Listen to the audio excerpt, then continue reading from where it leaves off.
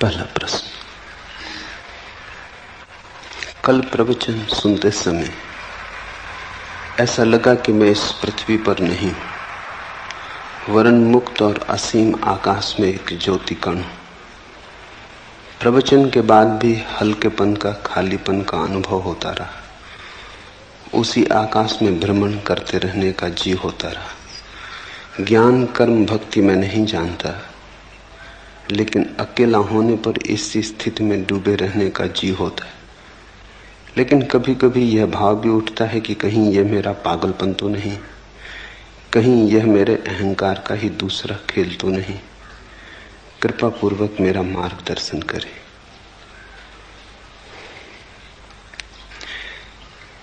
इस पृथ्वी पर हम हैं, पर इस पृथ्वी पर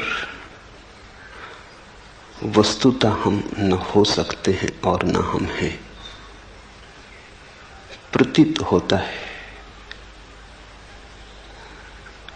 पृथ्वी पर हम अजनबी हैं।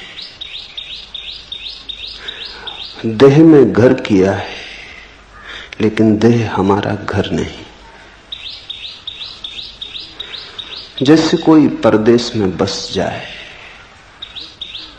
और भूल ही जाए स्वदेश को, फिर अचानक राह पर किसी दिन बाजार में कोई मिल जाए जो घर की याद दिला दे, जो अपनी भाषा में बोले, तो एक क्षण को परदेश मिट जाएगा, स्वदेश प्रकट हो जाएगा। शास्त्र का यही मूल्य है, शास्त्राओं के वचनों का यही अर्थ है। उनकी सुन के क्षण भर को हम यहां नहीं रह जाते, वहां हो जाते हैं जहां हमें होना चाहिए। उनके संगीत में बहकर जो चारों तरफ घेरे है वो दूर हो जाता है, और जो बहुत दूर है पास आ जाता है। अष्टावक्र के वचन बहुत अनूठे, सुनोगे तो ऐसा बार बार होगा। बार बार लगेगा पृथ्वी पर नहीं हो, आकाश के हो गए, क्योंकि वे वचन आकाश के, वे वचन स्वदेश से आए, उस स्रोत से आए जहां से हम सबका आना हुआ है, और जहां हमें जाना चाहिए, और जहां जाए बिना हम कभी चैन को उपलब्ध ना हो सकेंगे। जहां हम हैं सराय है, घर नहीं। कितना ही मान के बैठ जाएं कि घर है, फिर भी सराय सराय बनी रहती। समझा लें, बुझा लें, भुला लें, भेद नहीं पड़ता। कांटा चुभता ही रहता, याद आती ही रहती। और कभी जब ऐसे किसी सत्य के साथ मुलाकात हो जाए जो खींच ले, जो चुंबक की तरह किसी और दूसरी दुनिया का दर्शन करा दे, तो लगेगा कि हम पृथ्वी के हिस्से नहीं रहे। ठीक लगा। कल प्रवचन सुनते समय ऐसा लगा कि मैं इस पृथ्वी पर नहीं हूं। इस पृथ्वी पर कोई भी नहीं है। इस पृथ्वी पर हम मालूम होते हैं, प्रतीति होती है। सत्यता हम आकाश में है, हमारा स्वभाव आकाश का है। आत्मा यानी भीतर का आकाश, शरीर यानी पृथ्वी। शरीर बना है पृथ्वी से, तुम बने हो आकाश से। तुम्हारे भीतर दोनों का मिलन हुआ है। तुम क्षितिज हो, जहां पृथ्वी आकाश से मिलती हुई मालूम पड़ती, लेकिन मिलती थोड़ी कभी। दूर क्षितिज मालूम पड़ता है, मिल रहा आकाश पृथ्वी से। चल पड़ो, लगता है ऐसे घड़ी दो घड़ी में पहुंच जाएंगे। चलते रहो जन्मों जन्मों तक, कभी भी उस जगह न पहुंचोगे जहां आकाश पृथ्वी से मिलता। बस मालूम होता, सदा मालूम होता, मिल रहा थोड़ी दूर आगे, बस थोड़ी दूर आगे। क्षितिज कहीं है नहीं, सिर्फ दिखाई पड़ता। जैसे बाहर क्षितिज है, वैसे ही हमारी अवस्था है। यहां भीतर भी मिलन कभी हुआ नहीं। आत्मा कैसे मिले शरीर से? मर्त्य का अमृत से मिलन कैसे हो? दूध पानी में मिल जाता, दोनों पृथ्वी के। आत्मा शरीर से कैसे मिले? दोनों का गुणधर्म भिन्न है। कितने ही पास हों, मिलन असंभव है। सनातन से पास हो तो भी मिलन असंभव है। मिलन हो नहीं सकता। सिर्फ हमारी प्रतीति है, हमारी धारणा है। क्षितिज हमारी धारणा है, हमने मान रखा है, इसलिए है।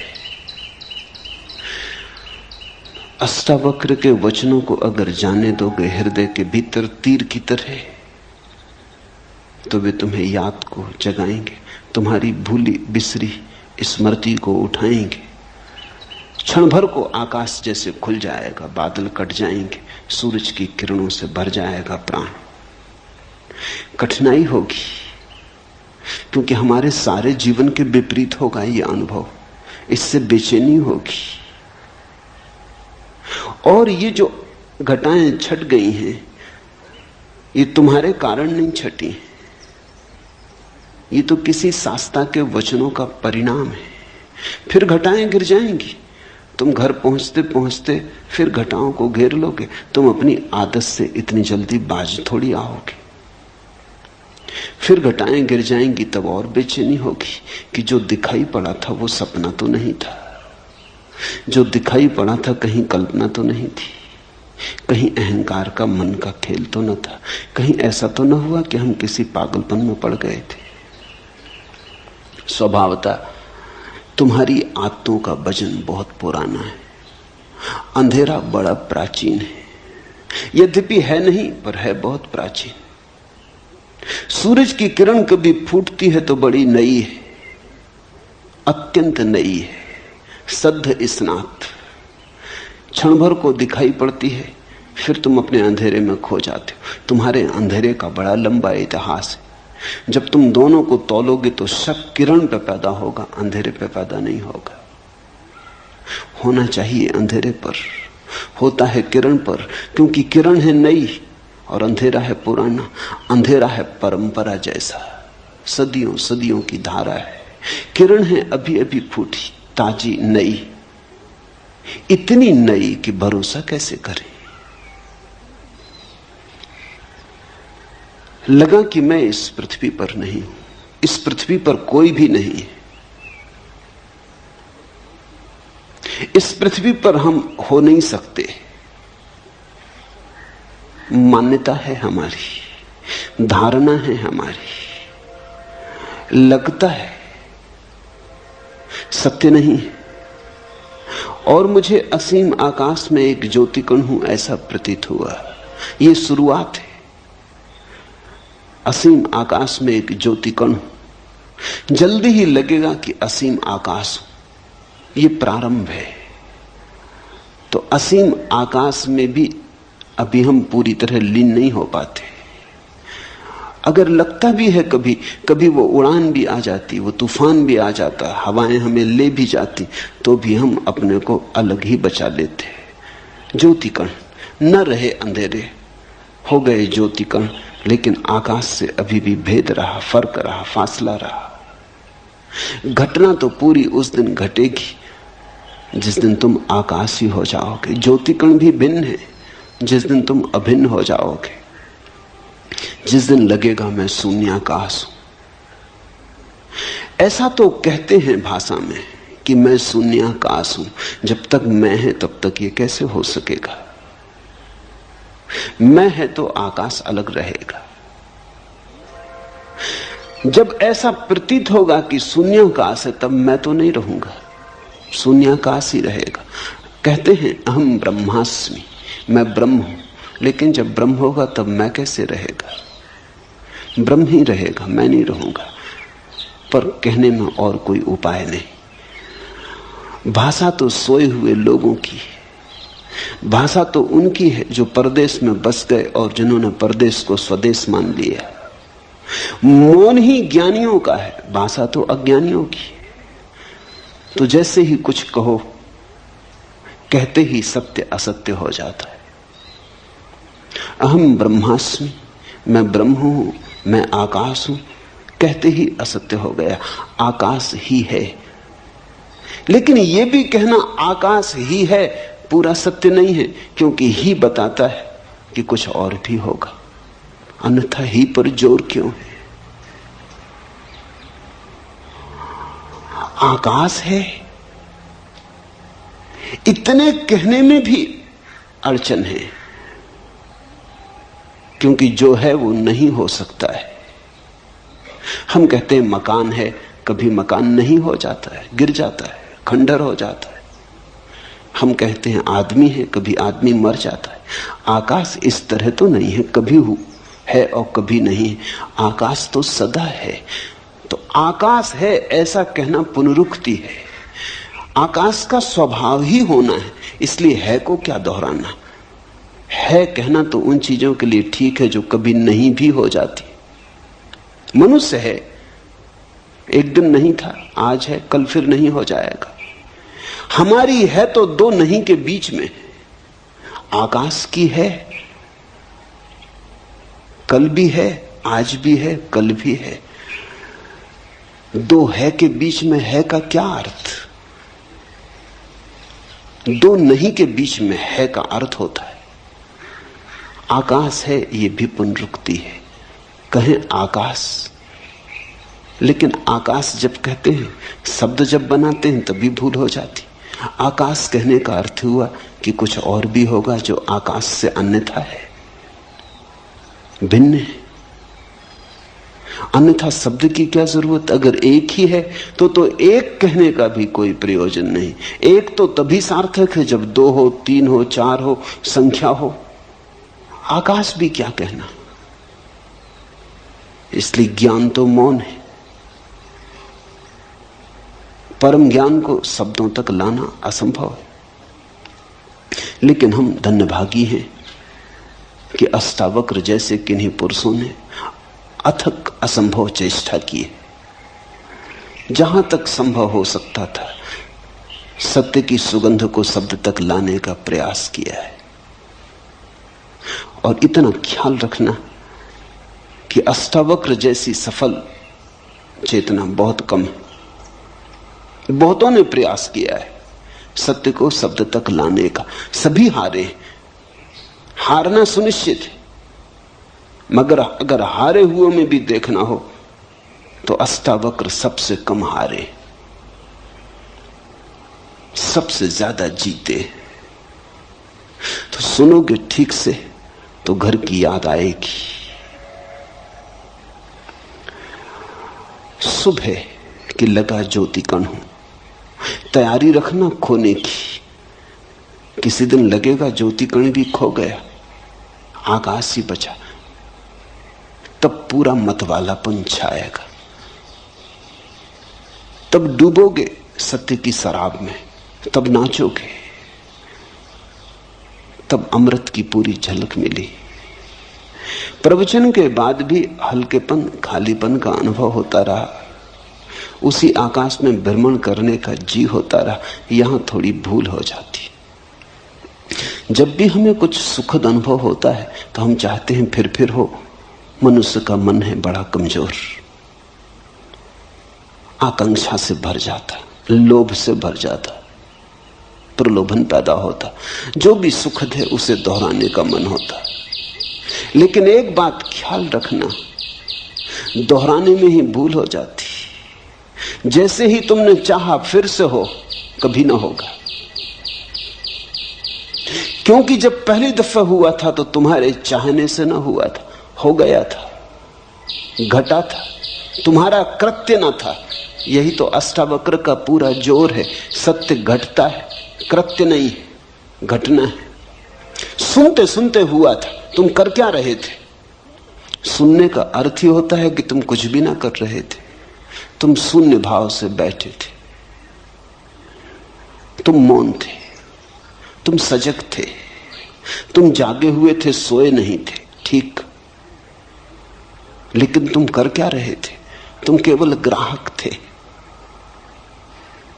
तुम्हारी चित्त की दशा दर्पण की तरह थी, जो आ जाए झलक जाए, जो कहा जाए सुन लिया जाए। तुम कुछ उसमें जोड़ ना रहे थे।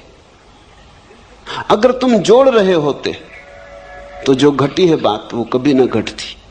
तुम व्याख्या भी ना कर रहे थे। भीतर बैठे बैठे तुम ये ना कह रहे थे कि हाँ ठीक है, गलत है, मुझसे मेल खाता नहीं मेल खाता, शास्त्र में ऐसा कहा है कि नहीं कहा है। तुम तर्क ना कर रहे थे। अगर तुम तर्क कर रहे थे तो ये घटना ना घटती। जिनने पूछा है, स्वामी ओम प्रकाश सरस्वती ने, उन्हें मैं जानता हूं। तर्क से उनका चित्त बड़ा दूर है, संदेह विवाद से बहुत दूर है। जा चुके वे दिन। कभी किया होगा तर्क, कभी किया होगा संदेह, जीवन के अनुभव से पक गए। अब नहीं, वो बचपना मन में रहा, इसलिए घटना घट सकी। सुन रहे थे, कुछ करना रहे थे, बैठे थे, बैठे बैठे हो गया। तो जब पहली दफा तुम्हारे बिना किए हुआ, तो दूसरी दफा अगर तुमने चाहा कि हो जाए तो बाधा पड़ जाएगी। चाहे तो उसके होने का कारण थी ही नहीं। इसलिए जब ऐसी अभूतपूर्व घटनाएं घटे तो चाहना मत। जब घटे आनंद भाव से स्वीकार कर लेना, जब न घटे तो शिकायत मत करना, मांगना मत। मांगे कि चूके। मांग में जबरदस्ती, आग्रह, घटना चाहिए। एक दफा घट गया तो अब क्यों नहीं घटता है? ऐसा रोज होता है। जब यहां लोग ध्यान करने आते हैं, शुरू शुरू में ताजे और नए होते, कोई अनुभव नहीं होता तो घट जाता है।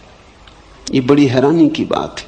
इसे तुम समझना, अष्टावक्र को समझने में इससे सहायता मिलेगी। ये मेरे रोज का अनुभव है। जब लोग नए ताजे आते हैं और ध्यान का उन्हें कोई अनुभव नहीं होता तो घट जाता है।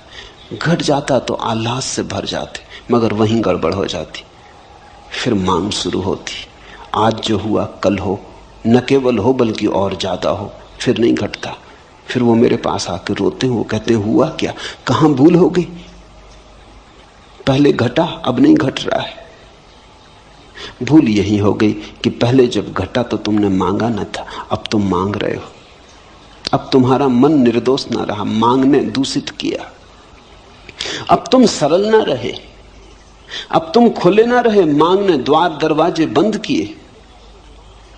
आकांक्षा जग गई, आकांक्षा ने सब विकृत कर दिया। वासना खड़ी हो गई, लोभ पैदा हो गया। ऐसा रोज होता है। जो लोग बहुत दिन से ध्यान कर रहे हैं, बहुत तरह की प्रक्रियाएं कर रहे हैं, उन्हें ध्यान बड़े मुश्किल से लगता है। उनका अनुभव बाधा बनता है। कभी कभी कोई चला आता है ऐसे ही तरंगों में बहता हुआ। कोई मित्र आता था, उसने कभी सोचा भी नहीं ध्यान का। कोई मित्र आता था, उसने सोचा चलो चले चले देखें क्या है। कुतूहलवश चला आया था। कोई वासना न थी, कोई अध्यात्म की खोज भी न थी, कोई चेष्टा भी न थी, ऐसे ही चला आया था। औरों को ध्यान करते देख तरंग आ गई, सम्मिलित हो गया, घट गए। चौंका आदमी, मैं तो आया ही नहीं था ध्यान करने और ध्यान हो गया। बस फिर अड़चन। अब दोबारा जब आता है तो आकांक्षा है, मन में रस है, फिर से हो, लोभ है, पुनरुक्ति का भाव है। मन आ गया, मन ने सब खेल खराब कर दिए। जहां मन नहीं है वहां घटता है। ध्यान रखना, मन पुनरुक्ति की वासना है। जो हुआ सुखद फिर से हो, जो हुआ दुखद फिर कभी ना हो, यही तो मन है। मन चुनाव करता है, ये हो और ये ना हो, ऐसा बार बार हो और ऐसा अब कभी ना हो, यही तो मन है। जब तुम जीवन के साथ बहने लगते, जो हो ठीक, जो ना हो ठीक। दुख आए तो स्वीकार, दुख आए तो विरोध नहीं, सुख आए तो स्वीकार, सुख आए तो उन्माद नहीं। जब सुख और दुख में कोई सम होने लगता है, समता आने लगती है, जब सुख और दुख धीरे धीरे एक ही जैसे मालूम होने लगते हैं, क्योंकि कोई चुनाव ना रहा, अपने हाथ की कोई बात ना रही, जो होता है होता है, हम देखते रहते हैं। इसको अष्टावक्र कहते हैं साक्षी भाव। और वो कहते हैं साक्षी भाव सदा तो सब सदा। साक्षी भाव साक्षी को जगाता भीतर, बाहर समता ले आता है। समत्व साक्षी भाव की छाया है। या तुम समत्व में उपलब्ध हो जाओ तो साक्षी भाव चला आता है। वे दोनों साथ साथ चलते, वे एक ही घटना के दो पैर या दो पंख हैं। उसी आकाश में भ्रमण करने का जी होता रहता है। इससे सावधान होना, मन को मौका मत देना कि ध्यान की घड़ियों को खराब करे। इसी मन ने तो संसार खराब किया, इसी ने तो जीवन के सारे संबंध विकृत किए, इसी मन ने तो सारे जीवन को रेगिस्तान जैसा रूखा कर दिया। जहां बहुत फूल खिल सकते थे वहां सिर्फ कांटे हाथ में रह गए। अब इस मन को अंतर यात्रा पर साथ मत लाओ, इसे नमस्कार करो, इसे विदा दो, प्रेम से सही पर इसे विदा दो। इससे कहो बहुत हो गया, अब हम न मांगेंगे, अब जो होगा हम जागेंगे, हम देखेंगे। जैसे ही तुमने मांगा फिर तुम साक्षी नहीं रह सकते, तुम भोक्ता हो गए। ध्यान के भी भोक्ता हो गए तो ध्यान गया। भोक्ता का अर्थ यह है कि तुमने कहा इसमें मुझे रस आया, इससे मुझे सुख मिला।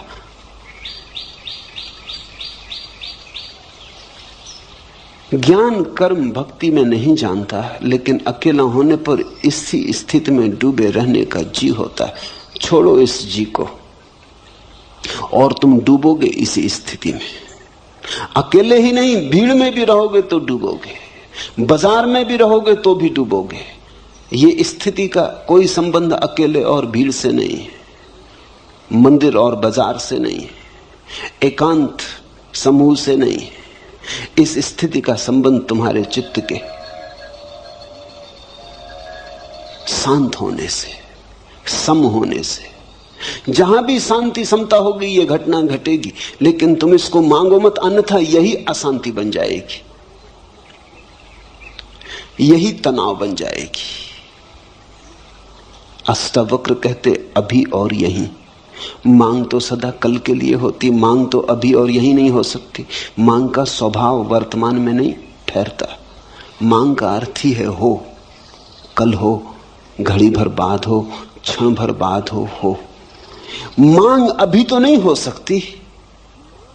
मांग के लिए तो समय चाहिए, थोड़ा ही सही पर समय चाहिए, और भविष्य है नहीं।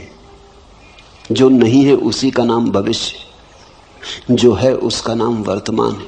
वर्तमान और मांग का कोई संबंध नहीं होता। जब तुम वर्तमान में होगे तो पाओगे कोई मांग नहीं, और तब घटेगी ये घटना। जब इसे घटाने का जीना रहेगा तब ये खूब घटेगी। इस पहेली को ठीक से समझ लो, इस पहेली का एक एक कोना पहचान लो। जिस दिन तुम कुछ भी न मांगोगे उस दिन सब घटेगा। जिस दिन तुम परमात्मा के पीछे दीवाने होकर न दौड़ोगे वो तुम्हारे पीछे चला आएगा। जिस दिन तुम ध्यान के लिए आतुरता न दिखाओगे, तुम्हारे भीतर कोई तनाव ना होगा, उस दिन ध्यान ही ध्यान से भर जाओगे। ध्यान कहीं बाहर से थोड़ी आता। जब तुम तनाव में नहीं हो तो जो तुम्हारे भीतर शेष रह जाता उसका नाम ध्यान है। जब तुम्हारे भीतर वासना नहीं है तो जो शेष रह जाता उसका नाम ध्यान है। झील है, तरंगें उठ रही, हवा के झकोरे, झील का पूरी छाती तूफान से भर गई, आंधी है, सब उथल पुथल हो रही है। आकाश में चांद है पूरा, लेकिन प्रतिबिंब नहीं बनता क्योंकि झील कप रही। दर्पण कैसे बने? चांद का प्रतिबिंब बनता है, टूट टूट जाता, हजार हजार टुकड़ों में चांदी फैल जाती पूरी झील पर, लेकिन चांद का प्रतिबिंब नहीं बनता है। झील शांत हो गई, लहरें कहीं चली गई, लहरें कहीं से आई थी, लहरें झील की थी, फिर सो गई, झील में वापस उतर गई। झील अपनी स्थिर अवस्था में आ गई। वो जो चांदी की तरह फैल गया चांद था, झील की छाती पर सिकुड़ आया एक जगह, ठीक प्रतिबिंब बनने लगा। जैसे ही तुम्हारे मन की झील पे तरंगे नहीं होती, तरंग यानी वासना, तरंग यानी मांग, तरंग यानी ऐसा हो और ऐसा ना हो। जब कोई तरंग मन की झील पे नहीं होती तो सत्य जैसा है वैसा ही प्रतिबिंबित होता है। तो जो बनता है चांद तुम्हारे भीतर, उसके सौंदर्य का क्या कहना, उसके रस का क्या कहना। रसधार बरसती, मिलन होता, फिर सुहागरात ही सुहागरात है। लेकिन तुमने मांगा कि चूक हो जाएगी, और मैं समझता हूं मांग बिल्कुल स्वाभाविक मालूम होती। बड़ी अड़चन है, इतना सुख मिलता है ऐसी घड़ियों में कि कैसे बचे न मांगने से। मानवीय है, मैं ये नहीं कहता कि तुमने कुछ बड़ी अमानवीय भूल की, बिल्कुल मानवीय भूल है। कभी जब क्षण भर को झरोखा खुल जाता है और आकाश बहता है तुम में, कभी क्षण भर को जब अंधेरा टूटता है और किरणें उतरती, तो असंभव है, करीब करीब असंभव है कि इसे न मांगो, लेकिन यह असंभव सीखना पड़ेगा। आज सीखो, कल सीखो, परसों सीखो, मगर सीखना पड़ेगा। जितनी जल्दी सीखो उतना उचित। अभी तैयार हो जाओ तो अभी घटना घटने को देर नहीं है। जरा भी क्षण भर की प्रतीक्षा करने की जरूरत नहीं। इसी स्थिति में डूबे रहने का जी होता, ये स्थिति घटेगी, इसका तुम्हारे चित्त से कुछ लेना देना नहीं है। इसलिए तुम अपने चित्त को पीछे छोड़ो। वो जब बीच बीच में आए तब उसे बार बार कह दो कि क्षमा करो, बहुत हुआ, काफी हुआ, संसार खराब किया, परमात्मा तो खराब मत करो। जीवन के सारे सुख विकृत कर डाले, अब ये अंतरतम के सुख आ रहे हैं, इन्हें तो विकृत मत करो। सजग रह के मन को नमस्कार कर लो, विदा दे दो। धीरे धीरे धीरे धीरे ऐसी घड़ी आने लगेंगी, तुम्हारे अनुभव से ही आएंगी। जब मन नहीं होगा तत्क्षण फिर वही झरोका खुलता है, फिर बहती रसधार, फिर उतरता प्रकाश, फिर तुम आलोकित, फिर तुम मग्न, फिर तुम अमृत में डूबे। जब ऐसा बार बार होगा तो बात साफ हो जाएगी।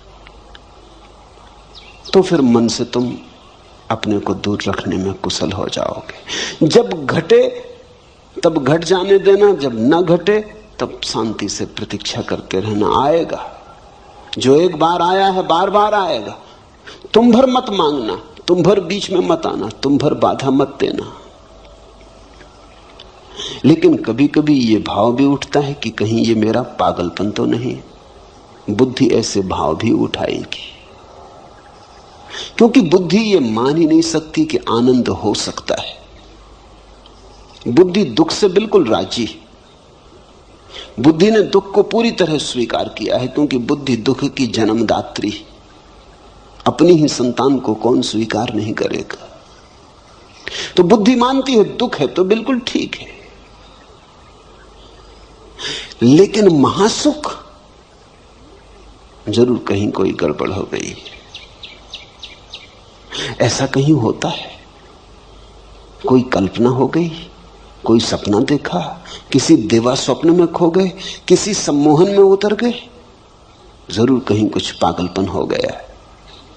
बुद्धि ऐसे बार बार कहेगी, इसे सुनना मत, इस पर ध्यान मत देना। अगर इस पर ध्यान दिया तो वे घटनाएं बंद हो जाएंगी, वे द्वार झरोखे फिर कभी ना खुलेंगे। एक बात ख्याल में रखना, आनंद सत्य की परिभाषा है। जहां से आनंद मिले वहीं सत्य है। इसलिए तो हमने परमात्मा को सच्चिदानंद कहा है। आनंद उसकी आखिरी परिभाषा है। सत्य से भी ऊपर, चित्त से भी ऊपर आनंद को रखा है, सच्चिदानंद कहा है। सत्य एक सीढ़ी नीचे, चित्त एक सीढ़ी नीचे, आनंद परम। जहां से आनंद बहे, जहां से आनंद मिले, फिर तुम चिंता मत करना, सत्य के करीब हो। जैसे कोई बगीचे के करीब आता है तो हवाएं ठंडी हो जाती, पक्षियों के गीत सुनाई पड़ने लगते, शीतलता अनुभव होने लगती। तो बगीचा दिखाई भी ना पड़े तो भी अनुभव में आने लगता है कि राह ठीक है, बगीचे की तरफ पहुंच रहे हैं। ऐसे ही जैसे ही तुम सत्य की तरफ पहुंचने लगते हो, आनंद झरता है, शीतल होने लगता मन, संतुलन आने लगता है, सहिष्णुता बढ़ती है, सुख बढ़ता है, एक उमंग घेरे रहती अकारण। कोई कारण भी दिखाई नहीं पड़ता, न कोई लॉटरी मिली है, न कोई धंधे में बड़ा लाभ हुआ है, न कोई बड़ा पद मिला है। ऐसा भी हो सकता था पद था वो भी गया, हाथ में जो था वो भी खो गया, धंधा भी डूब गया, लेकिन अकारण एक उमंग है कि भीतर कोई नाचे जा रहा है कि रुकता ही नहीं। तो बुद्धि कहेगी कहीं पागल तो नहीं हो गए। ये तो पागलों के लक्षण है। ये बड़ी अजीब दुनिया है, यहां सिर्फ पागल ही प्रसन्न दिखाई पड़ते। इसलिए बुद्धि कहती पागल हो गए होगे, क्योंकि यहां पागलों के सिवा किसी को प्रसन्न देखा है। यहां हजार कारण होते तब भी आदमी प्रसन्न नहीं होता। बड़ा महल हो, धन हो, संपत्ति हो, सुख सुविधा हो, तब भी आदमी प्रसन्न नहीं होता। ये दुनिया दुखी लोगों की दुनिया है, मगर दुखी लोगों की भीड़ है। यहां अगर तुम हंसने लगो अकारण तो लोग कहेंगे पागल हो गए। अगर तुम कहो कि हंसी आ रही कोई कारण नहीं, फैली जा रही, भीतर से उठ रही, लहर आ रही, लोग कहेंगे बस दिमाग खराब हो गए। यहां तुम शक्ल बना के चलो, उदास रहो, तुम्हारी शक्ल देख के भूत प्रेत भी डरे, तो बिल्कुल ठीक हो, तो कोई अड़चन नहीं है, तो सब ठीक चल रहा है। तुम आदमी जैसे आदमी हो, जैसा आदमी होना चाहिए वैसे आदमी हो। लेकिन तुम मुस्कुराने लगो, तुम हंसने लगो, तुम गीत गुनगुनाने लगो, तुम राह के किनारे खड़े होकर नाचने लगो, बस तुम पागल हो गए। परमात्मा को हमने इस भांति इंकार किया है कि अगर परमात्मा आए तो हम उसे पागल खाने में बंद कर देंगे। शायद इसी कारण नहीं आता, आने से डरता है। तुम जरा सोचो, कृष्ण अगर मिल जाएं चौराहे पर, बांसुरी बजाते, मोर मुकुट बांधे, पीतांबर डाले, गोपियां नाचती हों, क्या करोगे? तत्क्षण पुलिस थाने जाओगे। ये क्या हो रहा है? जो नहीं होना चाहिए वो हो रहा है। तुम इस आदमी को जेल खाने में डालोगे। आनंद निष्कासित कर दिया गया है। हमने आनंद को जीवन के बाहर कर दिया है। हम दुख को छाती से लगा के बैठे। यहां दुखी आदमी बुद्धिमान मालूम होता है, यहां आनंदित आदमी पागल मालूम होता है। सारी सरणी उल्टी है।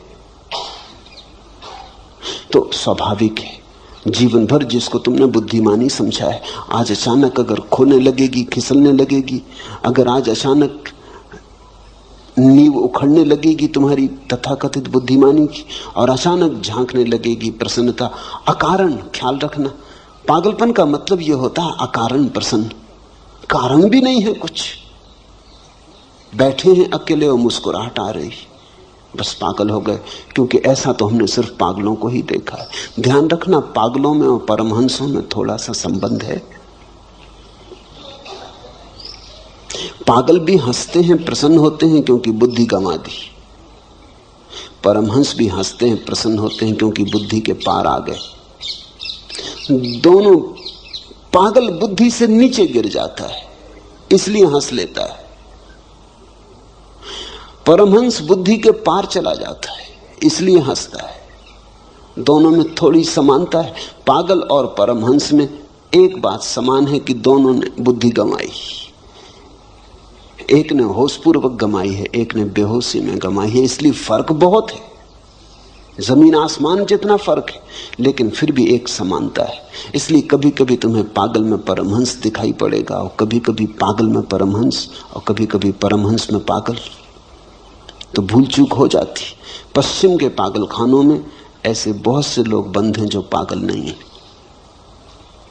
अभी वहां बड़ी क्रांति चलती है इसके संबंध में। कुछ मनोवैज्ञानिक, विशेषकर R.D. लैंग और उनके साथी, एक बड़ा आंदोलन चलाते हैं कि बहुत से पागल पागल खानों में बंद हैं जो पागल नहीं है। अगर वो पूरब में पैदा होते तो परमहंसों की तरह उनका आदर सम्मान होता। R.D. लैंग को पता नहीं है इससे उल्टी घटना पूरब में घट चुकी है। यहां कई पागल हैं जो परमहंस समझे जाते।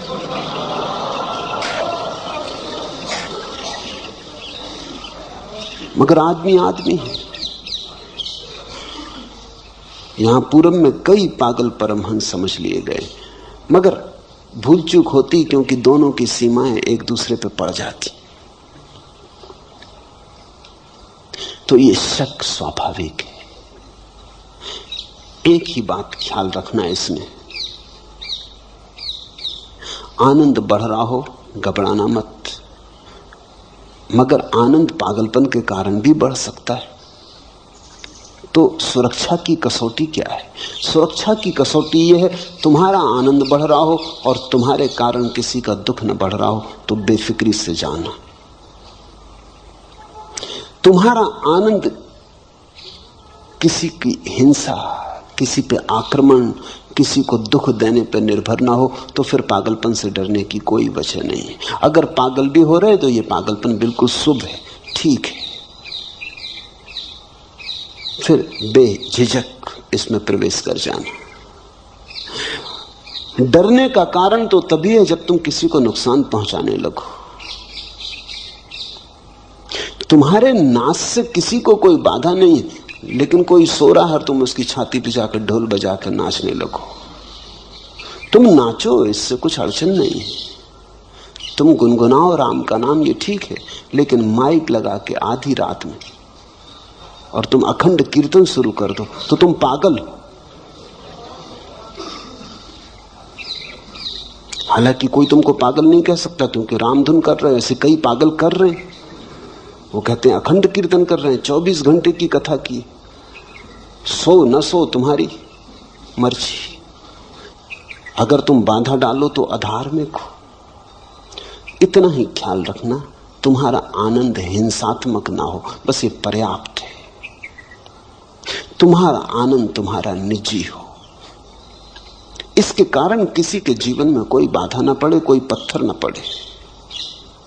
तुम्हारा फूल खिले, लेकिन तुम्हारे फूल के खिलने के कारण किसी को कांटे न चुभे। इतना ही भर ख्याल रहे तो तुम ठीक दिशा में जा रहे हो। जहां तुम्हें लगे कि अब दूसरों को बाधा होने लगी, वहां थोड़े सावधान होना। वहां परमहंस की तरफ न जाके तुमने पागलपन का रास्ता पकड़ लिया। ओम प्रकाश से किसी को कोई दुख नहीं। बेझिझक बेधड़क जा सकते हो।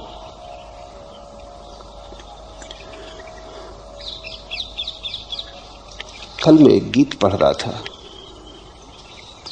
जो कुछ सुंदर था प्रेय काम में, जो अच्छा मंजा नया था सत्यसार, मैं बीन बीन कर लाया नैवेद्य चढ़ाया, पर यह क्या हुआ, सब पड़ा पड़ा कुम्हलाया, सूख गया मुरझाया, कुछ भी तो उसने हाथ बढ़ाकर नहीं लिया। यूं कहीं तो था लिखा, पर मैंने जो दिया, जो पाया, जो पिया, जो गिराया, जो ढाला, जो छलकाया, जो नितारा, जो छाना, जो उतारा, जो चढ़ाया, जो जोड़ा, जो तोड़ा, जो छोड़ा, सबका जो कुछ हिसाब रहा, मैंने देखा कि उसी यज्ञ ज्वाला में गिर गया। और उसी क्षण मुझे लगा कि अरे मैं तिर गया, ठीक है, मेरा सिर फिर गया। तिरता है आदमी सिर के फिरने से। परमात्मा को तुम चढ़ाओ चुन चुन के चीजें, अच्छी अच्छी चीजें, उससे कुछ ना होगा जब तक कि सिर ना चढ़े। सुनो, फिर जो कुछ सुंदर था प्रेम काम में, जो अच्छा मंजा नया था, सबके सार में बीन बीन कर लाया, नैवेद्य चढ़ाया। पर यह क्या हुआ? सब पड़ा पड़ा कुम्हलाया, सूख गया मुरझाया, कुछ भी तो उसने हाथ बढ़ाकर नहीं लिया। तुम ले आओ सुंदरतम को खोजकर, बहुमूल्य को खोजकर, चढ़ाओ कोहिनूर, कुम्हलाएंगे। तोड़ो फूल कमल के, गुलाब के, चढ़ाओ कुम्हलाएंगे। एक ही चीज वहां स्वीकार है, वो तुम्हारा सिर, वो तुम्हारा अहंकार, वो तुम्हारी बुद्धि, वो तुम्हारा मन। अलग अलग नाम है, बात एक ही है। वहां चढ़ाओ अपने को। और उसी क्षण मुझे लगा कि अरे मैं तिर गया, ठीक है, मेरा सिर फिर गया। लोग तो यही कहेंगे, ओम प्रकाश की सिर फिर गया। कहने दो लोगों को, लोगों के कहने से कोई चिंता नहीं। जब लोग तुमसे कहते हैं सिर फिर गया, तो वो इतना ही कर रहे हैं कि अपने सिर की रक्षा कर रहे हैं, और कुछ नहीं।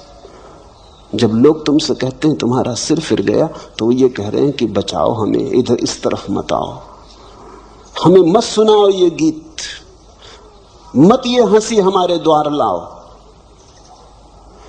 मत दिखाओ हमें ये आंखें मदमस्त, ये खबरें, मत कहो हमसे।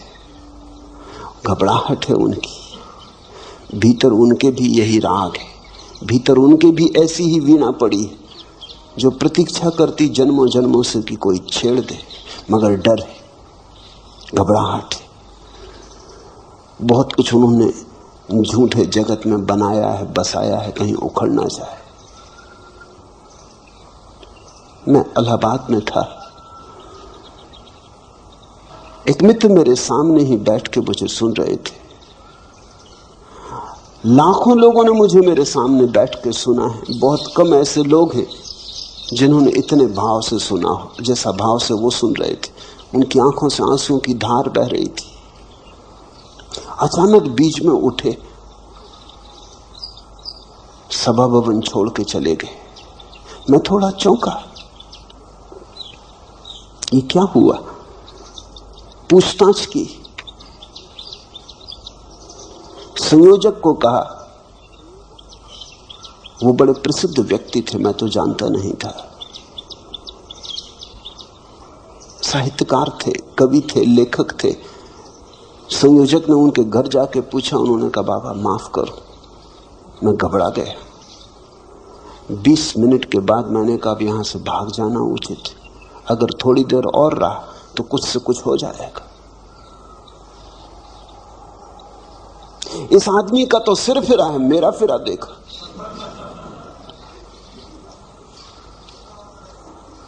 आऊंगा, अभी नहीं, जरूर आऊंगा, पर थोड़ा समय दो। और 2 रात से मैं सो नहीं सका हूं और बातें मेरे मन में गूंज रही।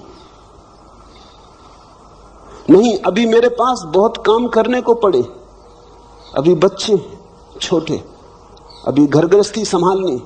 जरूर आऊंगा, तुम जाओ, उनसे कहना जरूर आऊंगा, लेकिन अभी नहीं। जब कोई तुमसे कहता है तुम्हारा सिर फिर गया, वो सिर्फ अपनी आत्मरक्षा कर रहा, वो ये कह रहा है कि ऐसा मान के कि तुम्हारा सिर फिर गया, मैं अपने आकर्षण को रोकता हूं।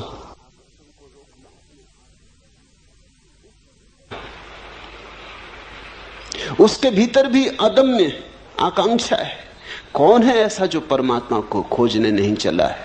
कौन है ऐसा जो आनंद का प्यासा नहीं है? कौन है ऐसा जिसे सत्य की अभीप्सा नहीं? ऐसा कभी कोई हुआ ही नहीं। जिनको तुम नास्तिक कहते हो वे ही लोग हैं जो घबरा गए। वे ही लोग हैं जो कहते नहीं कोई परमात्मा नहीं, क्योंकि परमात्मा को इंकार न करें तो खोज पर जाना होगा। मेरा अपना अनुभव यह है कि नास्तिक के भीतर तथाकथित आस्तिकों से सत्य की खोज की ज्यादा गहरी आकांक्षा होती। वो मंदिर जाने से डरता है, तुम डरते ही नहीं। तुम डरते नहीं क्योंकि तुम्हारे भीतर कोई ऐसी प्रबल आकांक्षा नहीं कि तुम पगला जाओगे। तुम मंदिर हो आते हो जैसे तुम दुकान चले जाते हो। तुम मंदिर के बाहर भीतर हो लेते हो, तुम पे कुछ असर नहीं होता है। नास्तिक वैसा व्यक्ति है जो जानता है अगर मंदिर गया तो वापस न लौट सकेगा।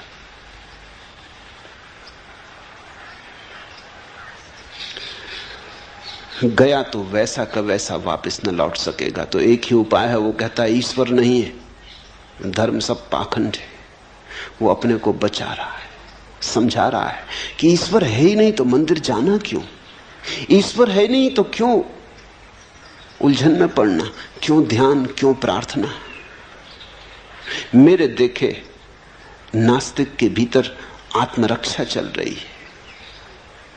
मैंने अब तक कोई नास्तिक नहीं देखा जो वस्तुतः नास्तिक हो। आदमी नास्तिक हो कैसे सकता है? नास्तिक का तो अर्थ हुआ कि कोई आदमी नहीं के भीतर रहने का प्रयास कर रहा है। नहीं के भीतर कोई रह कैसे सकता है? नास्ति में कोई जी कैसे सकता है? जीने के लिए हां चाहिए। नहीं में कहीं फूल खिलते? हां चाहिए, स्वीकार चाहिए। जीवन में जितना स्वीकार होता है उतने ही फूल खिलते, लेकिन सीमा के बाहर फूल न खिल जाएं इससे भय होता है। कहीं फूल इतने न खिल जाएं कि मैं उन्हें संभाल ना पाऊं। कल रात एक युवक ने मुझे कहा कि अब मुझे बचाएं, ये जरूरत से ज्यादा हुई जा रही बात। मैं इतना प्रसन्न हूं कि लगता है मैं टूट जाऊंगा। इतना आनंद है कि लगता है मैं संभाल ना पाऊंगा। ये मेरे हृदय का पात्र छोटा है, मुझे बचाएं। मैं इसके ऊपर से बहा जा रहा हूं। ये मेरी सीमाएं सब टूटी जा रही हैं और मुझे डर है कि अगर मैं इसके साथ बह गया तो फिर लौट ना पाऊंगा। नियंत्रण कहीं खो ना जाए, ये भय। अहंकार दुख के साथ भली भांति जी लेता है क्योंकि दुख में नियंत्रण नहीं खोता। कितने ही तुम रो दुख में, तुम अपने मालिक रहते हो। नियंत्रण खोता है आनंद में। सीमा टूटती आनंद में, दुख में कभी कोई सीमा नहीं टूटती। नरक में भी सीमा नहीं टूटती। तुम नरक में भी पड़े रहो तो भी तुम अपने भीतर मजबूत रहते हो। सीमा टूटती है स्वर्ग में, वहां नियंत्रण खो जाता है। जहां नियंत्रण खोता वहां अहंकार खो जाता है। जहां नियंत्रण खोता वहां बुद्धि की पकड़ खो जाती, तर्क का जाल खो जाता। वही हो रहा है। घबराना मत, तिरने का क्षण करीब आ रहा है, लेकिन सिर फिरे बिना कोई कभी तिरा नहीं।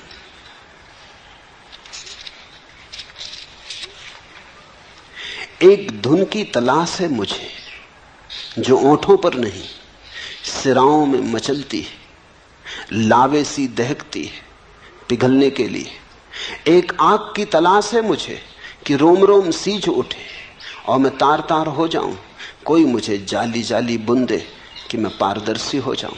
एक खुशबू की तलाश है मुझे कि भारहीन हो, हवा में तैर सकूं, हल्की बारिश की महीन बौछारों में कांप सकूं। गहराती सांझ के सलेटी आसमान पर चमकना चाहता हूं कुछ देर। एक सोख रंग की तलाश है मुझे। ओम प्रकाश, वही सोख रंग मैंने तुम्हें दे दिया है। ये गैरिक वस्त्र वही सोख रंग है।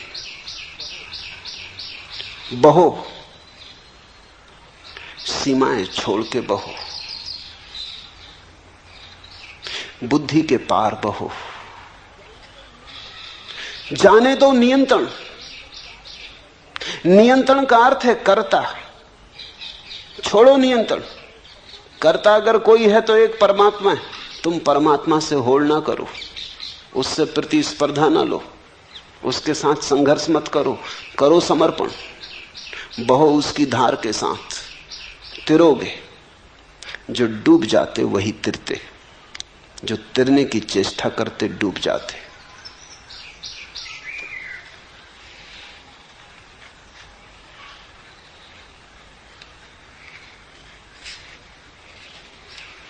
दूसरा प्रश्न, सदा से खोजियों का यह अवलोकन रहा है कि परमात्मा उपलब्धि अत्यंत दुस्साध्य घटना है, लेकिन आप जैसे बुद्ध पुरुष सदा से इस बात पर जोर देते रहे हैं कि परमात्मा अभी और यहीं घट सकता है। क्या बार बार यह कहना एक चुनौती और एक प्रयास करने की एक विधि है, एक उपाय है? सत्य है यही, न तो विधि है और न उपाय है। तुम्हारा ऐसा पूछना बचने की विधि और उपाय है।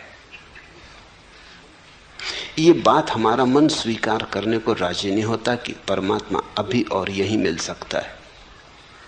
क्यों नहीं राजी होता? इसलिए राजी नहीं होता कि अगर अभी और यहीं मिल सकता है तो फिर हमें मिल नहीं रहा।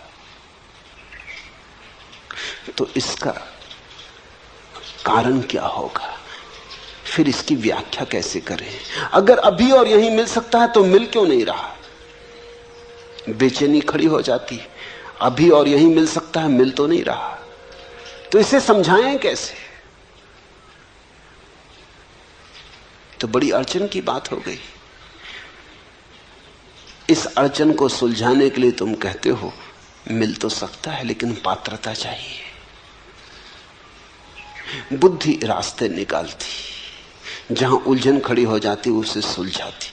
रास्ता खोजना पड़ेगा, पात्रता खोजनी पड़ेगी, शुद्ध होना पड़ेगा, तब मिलेगा। और अगर अष्टावक्र कहते हैं अभी और यहीं मिल सकता तो जरूर इसमें कुछ कारण है। वो इसलिए कहते हैं ताकि तुम तीव्रता से प्रयास में लग जाओ, लेकिन लगना प्रयास में ही पड़ेगा। मन बड़ा होशियार है। अष्टावक्र की बात बिल्कुल सीधी साफ है, परमात्मा अभी और यहीं मिल सकता है क्योंकि परमात्मा कोई उपलब्धि नहीं है, परमात्मा तुम्हारा स्वभाव है। सारा जोर सीधा है, तुम परमात्मा हो, मिल सकने की बात ही गलत है। जब हम कहते हैं अभी और यहीं मिल सकता है तो इसका अर्थ इतना ही हुआ कि मिला ही हुआ है। जरा आंख खोलो और देखो। मिल सकते की भाषा ठीक नहीं है। मिल सकने में तो ऐसा लगता है तुम अलग हो और परमात्मा अलग है। तुम खोजने वाले हो, वो खोज का लक्ष्य, तुम यात्री हो, वो मंजिल। नहीं, अभी और यहीं मिल सकता है कि इतना ही अर्थ है कि तुम वही हो जिसे तुम खोज रहे हो। जरा अपने को पहचानो, आंख खोलो और देखो, या आंख बंद करो और देखो, मगर देखो। थोड़े दृष्टि की बात है, पात्रता की नहीं। पात्रता का तो अर्थ हुआ कि परमात्मा भी सौदा है। जैसे तुम बाजार में जाते हो तो कोई चीज 1000 रुपए की है, कोई लाख रुपए की है, कोई 10 लाख रुपए की है, हर चीज का मूल्य है। तो पात्रता का तो अर्थ हुआ कि परमात्मा का भी मूल्य है। जो पात्रता अर्जित करेगा, मूल्य चुकाएगा, उसे मिलेगा। तुम परमात्मा को भी बाजार में एक वस्तु बना देना चाहते हो। त्याग करोगे, तपस्या करोगे तो मिलेगा, मूल्य चुकाओगे तो मिलेगा। मुफ्त नहीं मिलता। तुम परमात्मा को खींच के दुकान पर रख देते हो, डब्बे में बंद कर देते हो, दाम लिख देते हो। तुम कहते हो इतने उपवास करो, इतना ध्यान करो, इतनी तपस्या करो, धूप में तपो, सर्दी आतप सहो, तब मिलेगा। कभी इस पर तुमने सोचा कि ये तुम क्या कह रहे हो? तुम ये कह रहे हो कि तुम्हारे कुछ करने से परमात्मा के मिलने का संबंध हो सकता है। तुम जो करोगे वो तुम्हारा किया ही होगा। तुम्हारा किया तुमसे बड़ा नहीं हो सकता। तुम्हारी तपस्या तुम्हारी ही होगी। तुम जैसी ही दीन, तुम जैसी ही मलिन, तुम्हारी तपस्या तुमसे बड़ी नहीं हो सकती।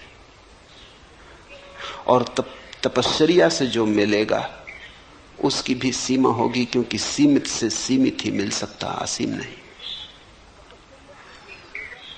तपश्चर्या से जो मिलेगा वो तुम्हारे ही मन की कोई धारणा होगी, परमात्मा नहीं। अष्टावक्र कह रहे हैं कि परमात्मा तो है ही, वही तुम्हारे भीतर धड़क रहा, वही तुम्हारे भीतर श्वास ले रहा, वही जन्मा है, वही विदा होगा, वही अनंत काल से अनंत अनंत रूपों में प्रकट हो रहा है। कहीं वृक्ष है, कहीं पक्षी है, कहीं मनुष्य है। परमात्मा है, उसके अतिरिक्त कुछ भी नहीं। इस सत्य की प्रतिभिज्ञा, इस सत्य का स्मरण। मैंने सुना है एक सम्राट अपने बेटे पर नाराज हो गया, उसे देश निकाला दे दिया।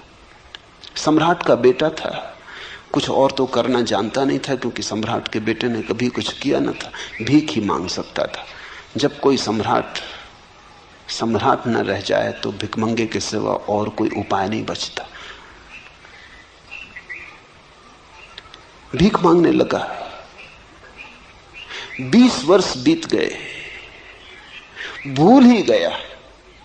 अब 20 वर्ष कोई भीख मांगे तो याद रखना कि मैं सम्राट हूं, असंभव, कष्टपूर्ण होगा।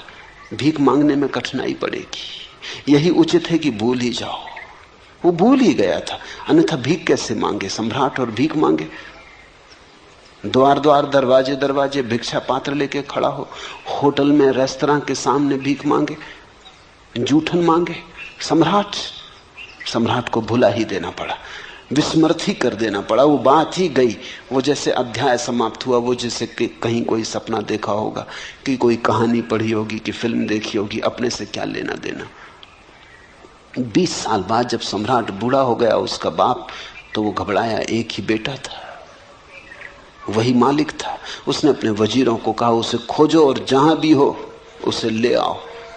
कहना बाप ने क्षमा किया। अब क्षमा होना क्षमा का कोई अर्थ नहीं, मैं मर रहा हूं।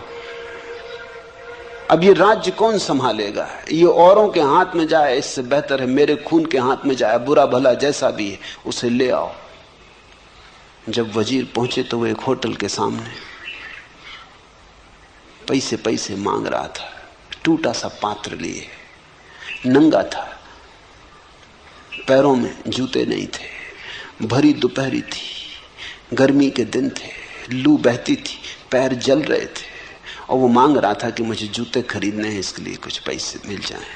कुछ पैसे उसके पात्र में पड़े थे। रथ आके रुका, वजीर नीचे उतरा, वजीर ने गिर के उसके चरण छुए।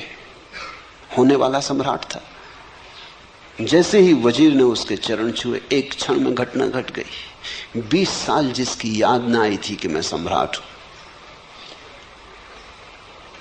फिर ऐसा थोड़ी लगा रहा कि वो बैठा, उसने सोचा और विचारा और तपश्चर्या की और ध्यान किया कि याद करूं ना। एक क्षण में,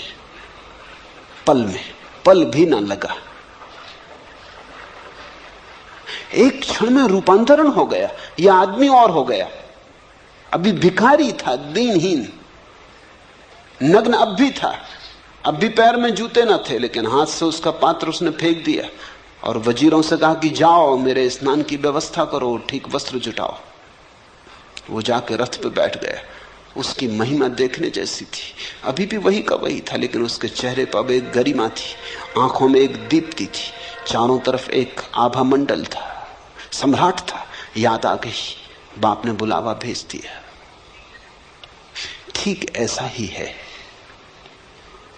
अष्टावक्र जब कहते कि अभी और यहीं, तो वो यही कहते हैं कितने, चलो 20 साल नहीं, 20 जन्म से देश निकाले पे रहे, भीख मांगी बहुत, भूल गए बिल्कुल, याद को बिल्कुल सुला दिया, सुलाना ही पड़ा, न सुलाते तो भीख मांगनी मुश्किल हो जाती। द्वार द्वार, दरवाजे दरवाजे भिक्षा पात्र लेके घूमे।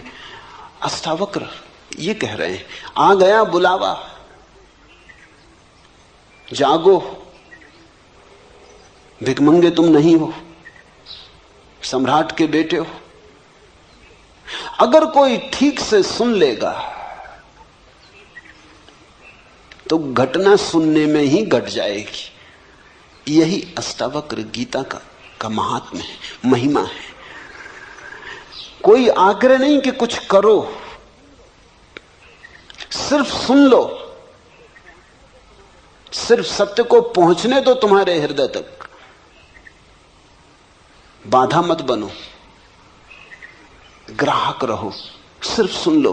पहुंच जाए ये तीर तुम्हारे हृदय में, इसकी चोट बस पर्याप्त। जन्मों जन्मों की विस्मृति टूट जाएगी, स्मरण लौट आएगा। तुम परमात्मा हो। इसलिए वे कहते हैं अभी और यहीं। अब तुम तरकीबें मत खोजो। तुम कहते हो शायद ये विधि होगी, उपाय होगा कि लोगों की त्वरा बढ़े, तीव्रता बढ़े। स्वामी योग चिन्मय ने पूछा है, चिन्मय के पास, चिन्मय की बुद्धि में चेष्टा, प्रयास, तप जरूरत से ज्यादा है। साधारण योगी की जो पकड़ होती वैसी पकड़ है। ये अष्टावक्र के वचन साधारण योगी के लिए नहीं है, असाधारण प्रज्ञावान जो सुन के ही जाग जाए। चिन्मय थोड़े हठ योगी, काफी पिटाई हो तो थोड़े बहुत चलेंगे। कोड़े को देख के, उसकी छाया को देख के नहीं चल सकते। हंसना मत, क्योंकि चिन्मय जैसे ही अधिक लोग हैं। हंस के तुम ये मत सोचना कि तुमने हंस लिया तो तुम चिन्मय से भिन्न हो, कि देखो तुम तो हंसे। चिन्मय ने कम से कम हिम्मत करके पूछा, तुमने पूछा नहीं, बस इतना ही फर्क है। हो तुम भी वही। ये अष्टावक्र की गीता पूरी हो जाएगी। और अगर तुम परमात्मा न हो गए तो समझ लेना कि वही हो, कोई फर्क नहीं। अगर इस सुनने सुनने में तुम जाग जाओ और परमात्मा हो जाओ तो ही कोड़े की छाया ने काम किया। सदा से खोजियों का यह अवलोकन रहा है कि परमात्मा उपलब्धि अत्यंत दुसाध्य घटना है। खोजी शुरू से ही भ्रांत है। खोजी का अर्थ ही यह है कि वो मान लिया है कि परमात्मा को खोजना है, कि परमात्मा को खो दिया है।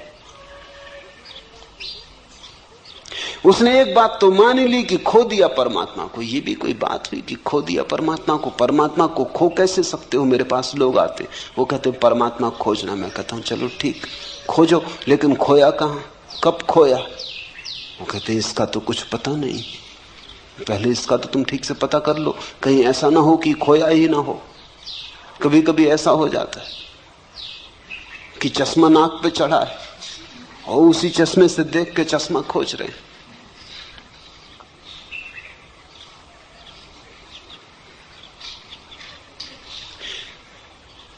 कहीं ऐसा ना हो कि परमात्मा नाक पे चढ़ा हो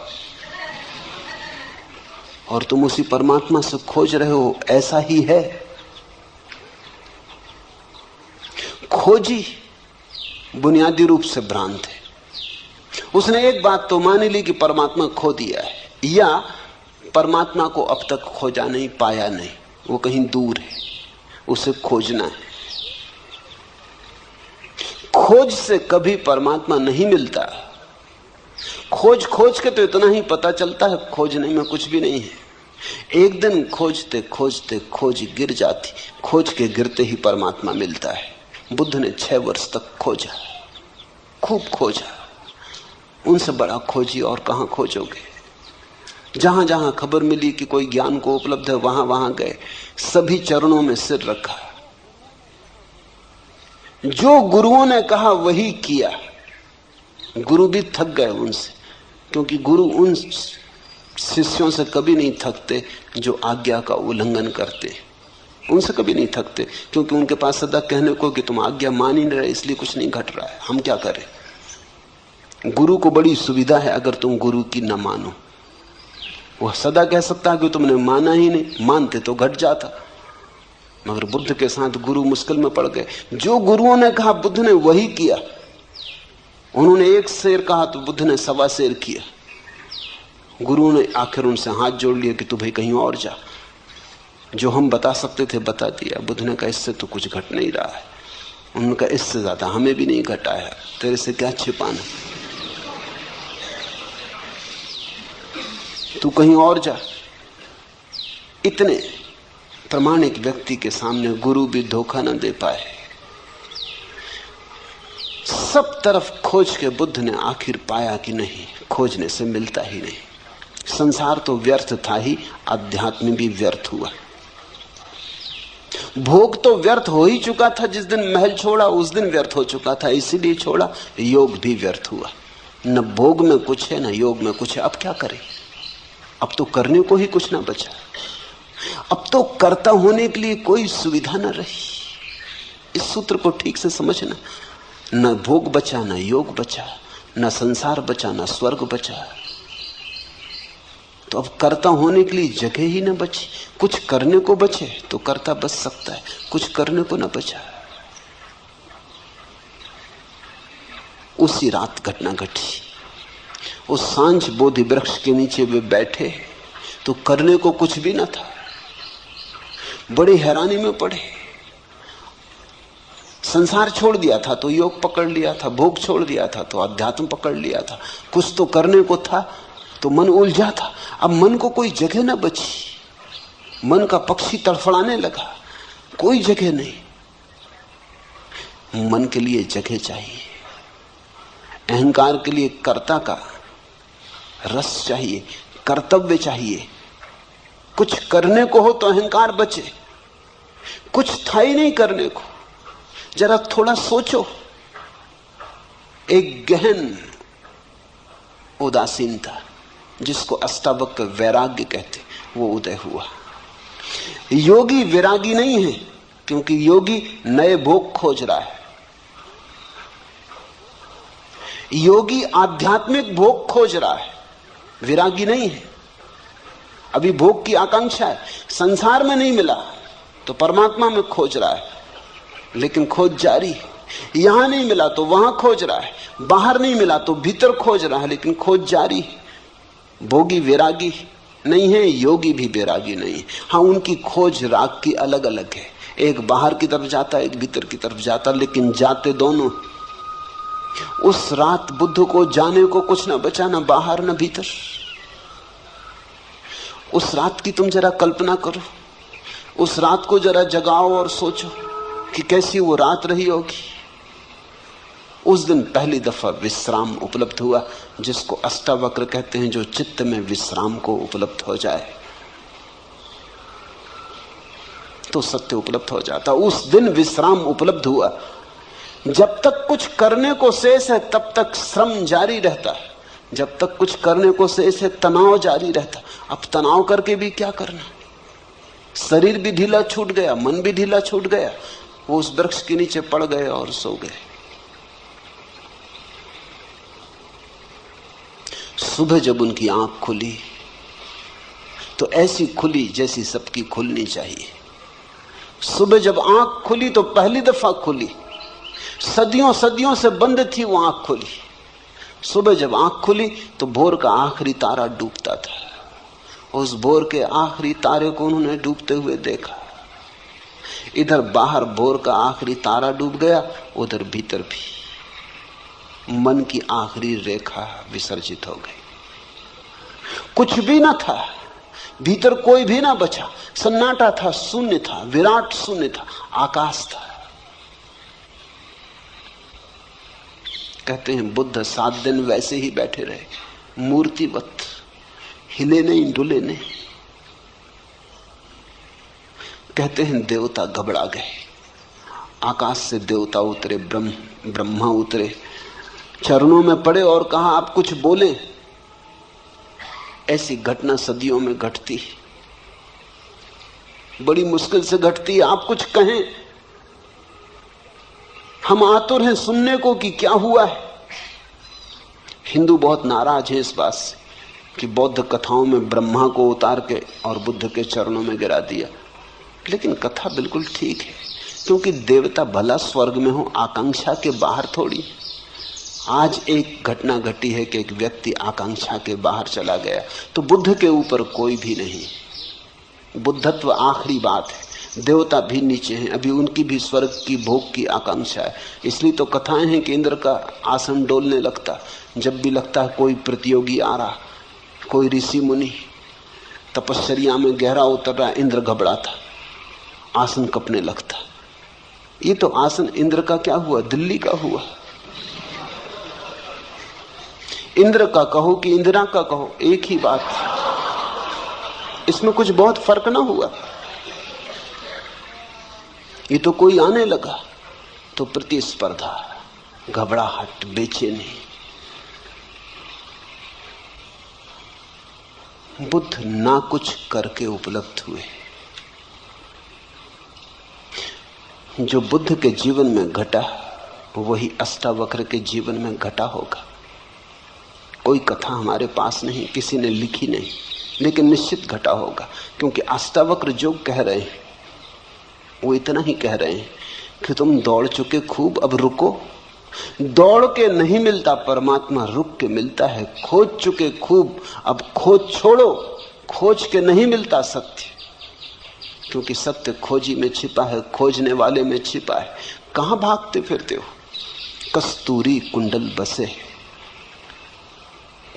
लेकिन जब कस्तूरी का नाफा फूटता है तो मृग पागल हो जाता है। कस्तूरी मृग पागल हो जाता, भागता है, इधर भागता उधर भागता, खोजता है कहां से आती ये गंध, कौन खींचे ले आता है इस सुवास को, कहां से आती। क्योंकि उसने जब भी गंध आती देखी तो कहीं बाहर से आती देखी। कभी फूल की गंध थी, कभी कोई और गंध थी, लेकिन सदा बाहर से आती थी। आज जब गंध भीतर से आ रही तब भी वो सोचता है बाहर से ही आती होगी, भागता है। और कस्तूरी उसकी ही कुंडल में बसी है। कस्तूरी कुंडल बसे, परमात्मा तुम्हारे भीतर बसा है। तुम जब तक बाहर खोजते रहोगे योग में भोग में व्यर्थ। साधारण योगी भोग के बाहर ले जाता है, अष्टावक्र योग और भोग दोनों के बाहर ले जाते हैं। योगातीत भोगातीत। इसलिए तुम पाओगे सांसारिक का अहंकार होता है। तुमने योगी का अहंकार देखा या नहीं? सांसारिक का क्रोध होता है, तुमने दुर्वासाओं का क्रोध देखा या नहीं? सांसारिक आदमी दंभ से अकड़ के चलता है, पताकाएं लेके चलता है। तुमने योगियों की पताकाएं, हाथी घोड़े देखे या नहीं? साधारण आदमी घोषणा करता है इतना धन है मेरे पास, इतना पद है मेरे पास। तुमने योगियों को देखा घोषणा करते कि नहीं कि इतनी सिद्धि है, इतनी रिद्धि है? लेकिन ये सारी बातें वही की वही हैं, कोई फर्क नहीं हुआ। जब तक योग योगातीत न हो जाए, जब तक व्यक्ति मैं करता हूं इस भाव से समग्रतया मुक्त न हो जाए, तब तक कुछ भी नहीं हुआ। तब तक तुमने सिर्फ रंग बदले, तब तक तुम गिरगिट हो, जैसा देखा वैसा रंग बदल लिया, लेकिन तुम नहीं बदले, रंग ही बदला।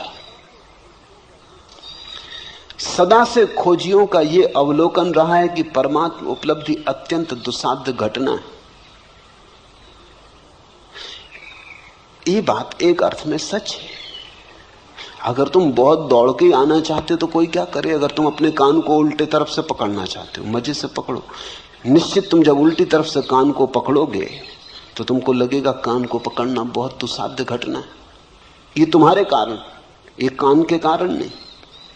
अब अगर तुम सिर के बल खड़े होकर चलने की कोशिश करो और 10-5 कदम चलना भी बहुत कठिन हो जाए और तुम कहो कि चलना बहुत दुस्साध्य घटना है, तो तुम गलत भी नहीं कह रहे, तुम ठीक ही कह रहे। लेकिन सिर के बल तुम खड़े हो, जो पैर के बल चल रहे हैं उनके लिए चलने में कोई दुस्साध्य घटना नहीं।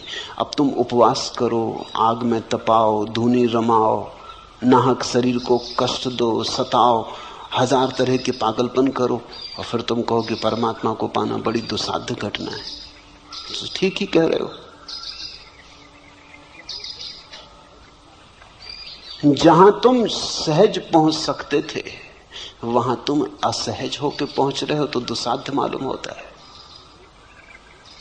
तुम्हारे पहुंचने में भूल हो रही। लेकिन असाध्य को आदमी क्यों चुनता है, ये भी समझ लेना चाहिए। सिर के बल चलने का मजा क्या है जबकि तुम्हारे पास पैर है? सिर के बल चलने का एक मजा है, और वो मजा ये है, मजा है अहंकार का मजा। मुल्ला नसरुद्दीन एक झील में मछलियां मार रहा था। घड़ी दो घड़ी में देखता रहा, उसकी मछलियां पकड़ में कुछ आती नहीं, झील में मछलियां हैं भी नहीं ऐसा मालूम होता। मैंने उससे पूछा, नसरुद्दीन इस झील में मछलियां मालूम नहीं होती, तुम कब तक बैठे रहोगे? वो पास की दूसरी झील है, वहां क्यों नहीं मछलियां मारते? यहां कोई दूसरा मछुआ दिखाई भी नहीं पड़ता, वहीं सब मछुए। नसरुद्दीन ने कहा, वहां मारने से सारी क्या?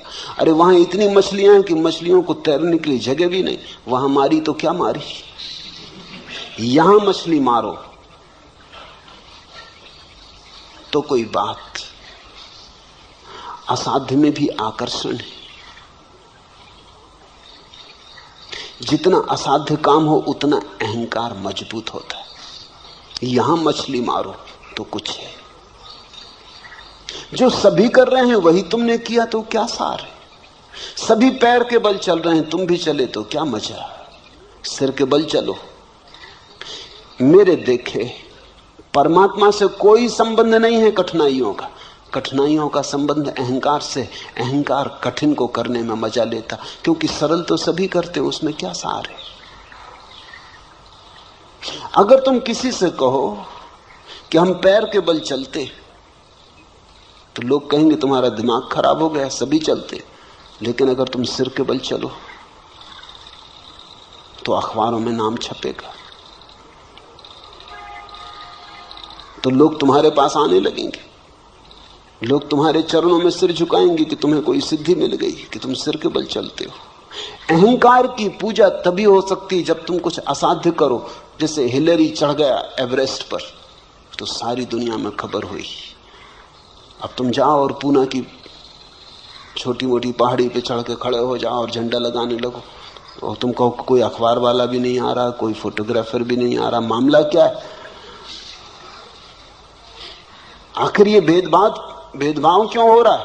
हिलेरी के साथ इतना शोरगुल मचाया, इतिहास में नाम अमर रहेगा सदा के लिए, और हमारा कुछ भी नहीं हो रहा। हम भी वही कर रहे हैं, उसने भी झंडे ही गाड़ा हुआ।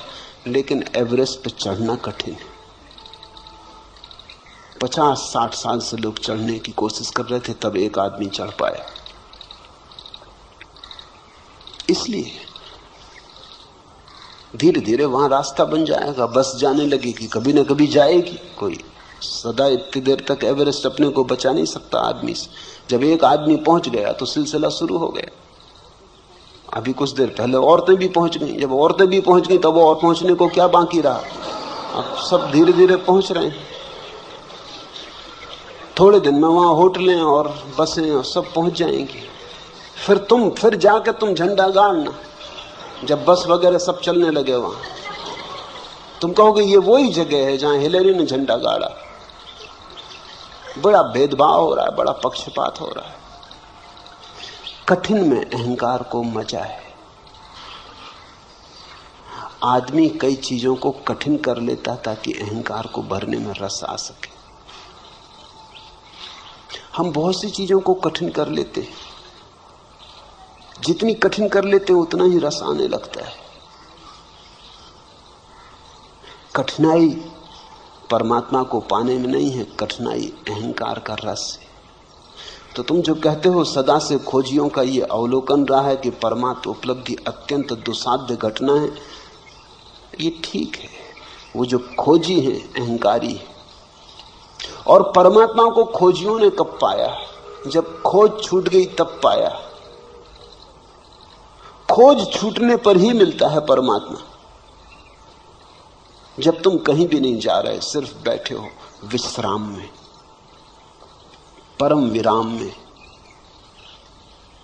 यात्रा शून्य जहां हो जाती। साधारणतः लोग सोचते हैं कि परमात्मा को पालेंगे तो फिर यात्रा नहीं होगी। बात बिल्कुल उल्टी है। यात्रा अगर तुम अभी छोड़ दो तो अभी परमात्मा मिल जाए। लोग सोचते हैं मंजिल मिल जाएगी तो फिर हम विश्राम करेंगे। हालत उल्टी है, तुम विश्राम करो तो मंजिल मिल जाए।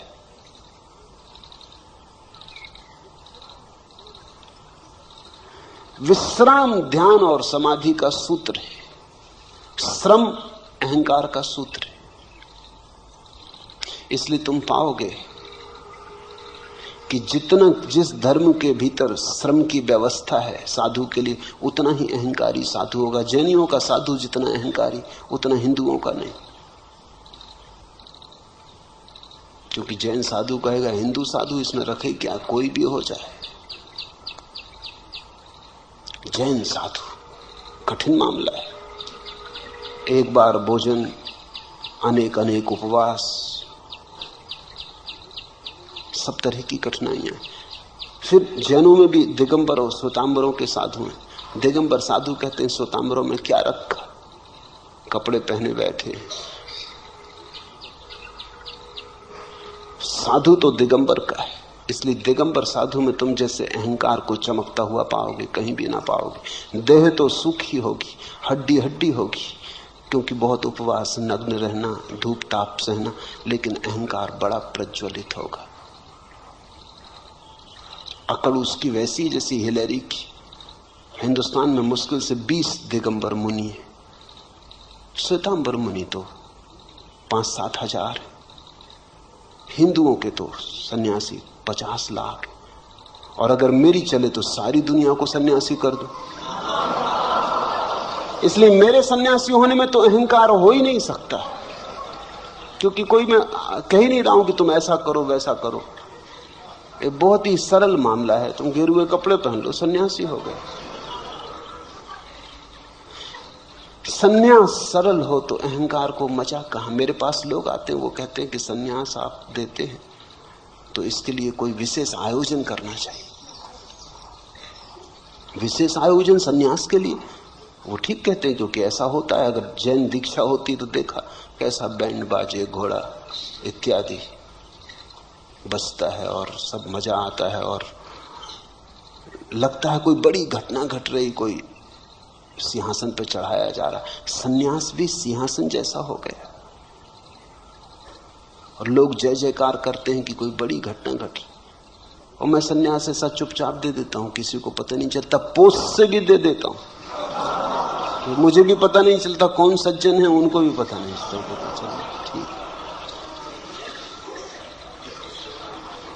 मेरे देखे सन्यास सरल होना चाहिए। मेरे देखे परमात्मा विश्राम में मिलता है, अहंकार में नहीं। कृत्य नहीं है, खोज नहीं है, परमात्मा मिला ही हुआ। तुम जरा हल्के हो जाओ, तुम जरा शांत हो जाओ, तुम जरा रुको, अचानक तुम पाओगे वो सदा से था।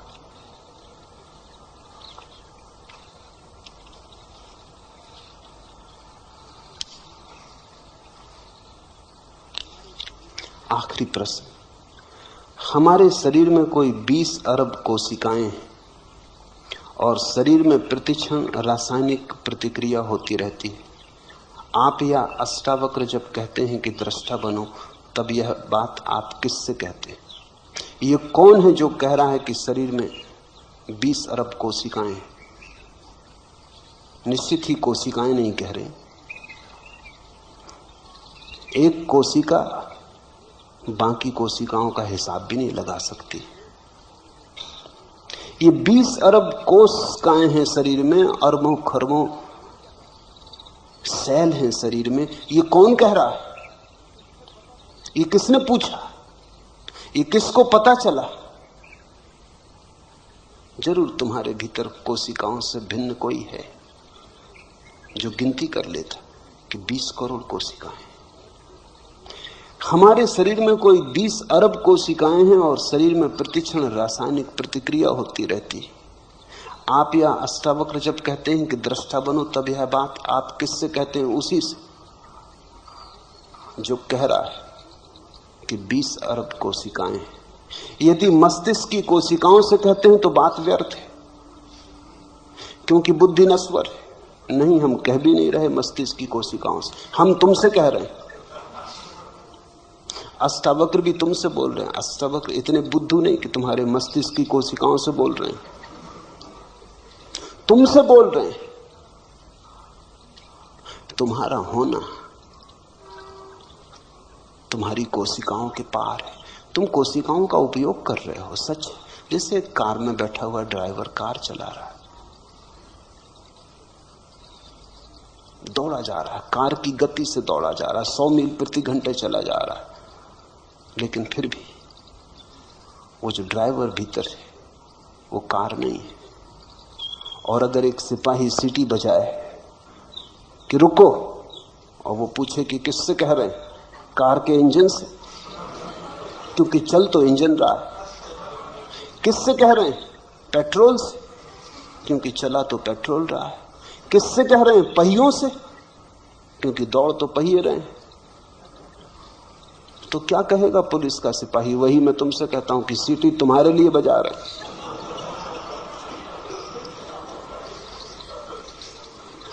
यदि आप आत्मा को जगा रहे हैं तो भी बात व्यर्थ है, क्योंकि आत्मा तो जागी ही हुई है।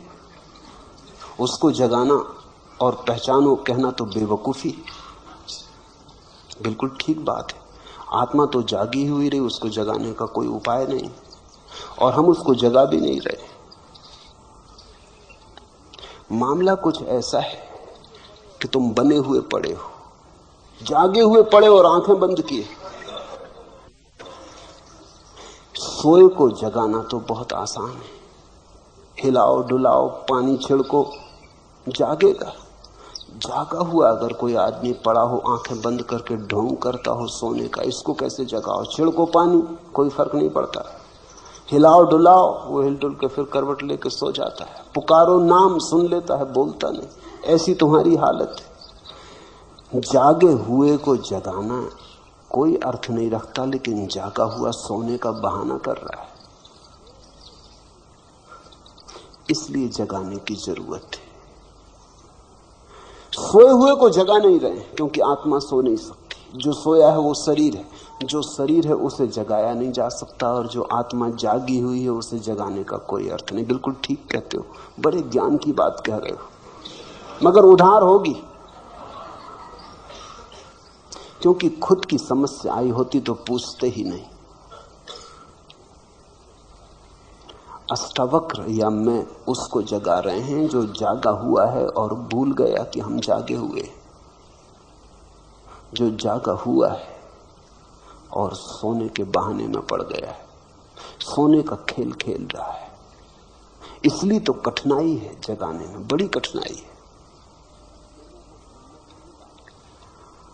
आप लोगों को भ्रम में तो नहीं डाल रहे हैं। तुम सोचते हो लोग भ्रम में हैं, नहीं। अगर लोग भ्रम में नहीं हैं तो निश्चित ही मैं भ्रम में डाल रहा हूं, मगर अगर लोग भ्रम में नहीं हैं तो भ्रम में डाले कैसे जा सकेंगे? इतने बुद्ध पुरुष भ्रम में डाले जा सकते हैं।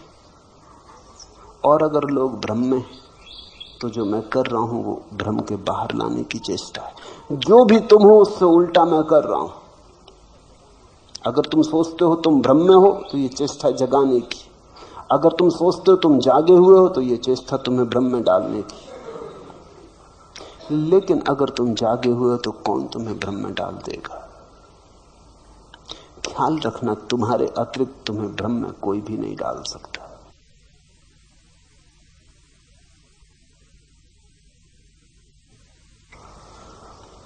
और तुम्हारे अतिरिक्त तुम्हें कोई जगा भी नहीं सकता। जगाने की चेष्टा कोई कर सकता है, लेकिन जब तक तुम सहयोग ना करोगे तुम जागोगे नहीं, क्योंकि ये नींद थोड़ी है कि कोई तोड़ दे। तुम बने हुए पड़े हो, तुम्हारा सहयोग जरूरी है। सहयोग का अर्थ ही शिष्यत्व है।